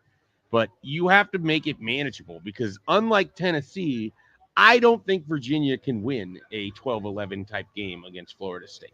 So maybe they'll prove me wrong. Maybe they'll go bonkers. But I think it's imperative to them that they keep this closer to a, five-run type game. 5-run type game. Not lose by 5 runs. Well, no. But I think if they can, if Florida State is out there putting up 2-3 runs early in every inning, you are really going to struggle to keep up with them. Because as we know, further you get into this tournament, the more pitchers you have to use. And those pitchers are generally sitting on the bench for a reason early in games. Total for this one, 12.5. And Florida State is a minus 140 favorite. I'll be honest, man. And I've been saying this, I guess, since... You're going with the Cavs. Going with the Cavs. I don't feel good about it. I like Florida State coming in. That loss, though, was You made this brutal. Virginia fan very happy right here in front of you. It was a tough loss for Florida State. Am I right? They think that they should be playing tonight. And as much as they're going to want to say, like, we're moving on, yada, yada, yada, like, that's fine. It's human nature, and these are college kids. And so maybe I'm focusing on that way too much. I'm thinking of the emotions way too much. But emotions are a part of life, Mike Schaefer. So give me the bad emotions of FSU and the Cavaliers of Virginia. Get the dub. They live to see another day, and they'll face off with the loser of tonight's game between Tennessee and North Carolina in a couple days. I picked Florida State to win the College World Series. You did. I was well on my way to a victory lap. You were feeling great on Friday until that rude third base umpire did not make a correct call. And I will go with Florida State to win to keep things going. I think we'll channel their anger and use it as fuel today against Virginia. I like that offense. I think Florida State's going to put up runs. Tennessee, North Carolina tonight. We don't need keys. Who do you like, though? It's tough. Eric Sorensen said something really interesting just about Tennessee's pitching might allow other teams to stay in, even as their hitting continues to just, swing away here in Omaha. I will go with Tennessee, but it is not with a lot of confidence. I wouldn't be surprised. I mean, North Carolina's a 4th seed. Like, they're similar to Texas A&M. I just feel like we haven't talked a lot about North Carolina. When you actually were setting up that question earlier, I thought you were going to mention North Carolina, but once you said 3 seed, obviously I knew you were talking about Texas A&M. North Carolina seems way under the radar this week. Way under the radar. They've got some dudes, too. They've got some first-round pick caliber bats on that lineup. So they're going to give Tennessee a game. I will go with the Vols, but it's like a 51-49 type thing. All right, so we disagreed on the first one. I will go with you, though, on the second one. Because you love orange. No, but I picked Tennessee to win the Natty. So I'm sticking with my Vols. Ryan McGee's Volunteers. Is Ryan McGee going to stop by this week? He won't be here coming out here? the championship series. Oh, no. He is one of those guys. He is the Kevin Kugler of the written word. I need to get him to the autograph championship series. I need him to autograph my audiobook. Oh, hey, Ryan, it's here. It's right on my phone. Good, sign it. You got a case, Shape? You want to give me your case? I'll borrow it for a few days and get a signature for you, and then I'll send it to you in the mail. I'm sad. I'm going to miss him. That'll be a bummer. Hopefully, I get to talk to him. I think I only get to talk to him if it goes all the way to Monday. Wow. Because I won't be doing the shows next weekend. We'll be doing the shows. Nick Hanley, who famously missed Rain Delay Theater yesterday, he'll be doing one. Nick Hanley sent me a very nice Father's Day text last night. Did he? We actually were talking last night. He said, you deserve a beer. And I sent him a picture of a beer. Wow. Yeah. Are you going to have a beer in the stadium?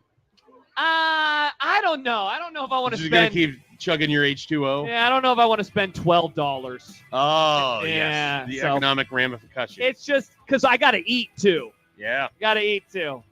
We have been powered by Children's Nebraska. Thank you so much to Peter Krenzer back in our 1620 The Zone studio. Mark Onweiler finishing up the show for us right now.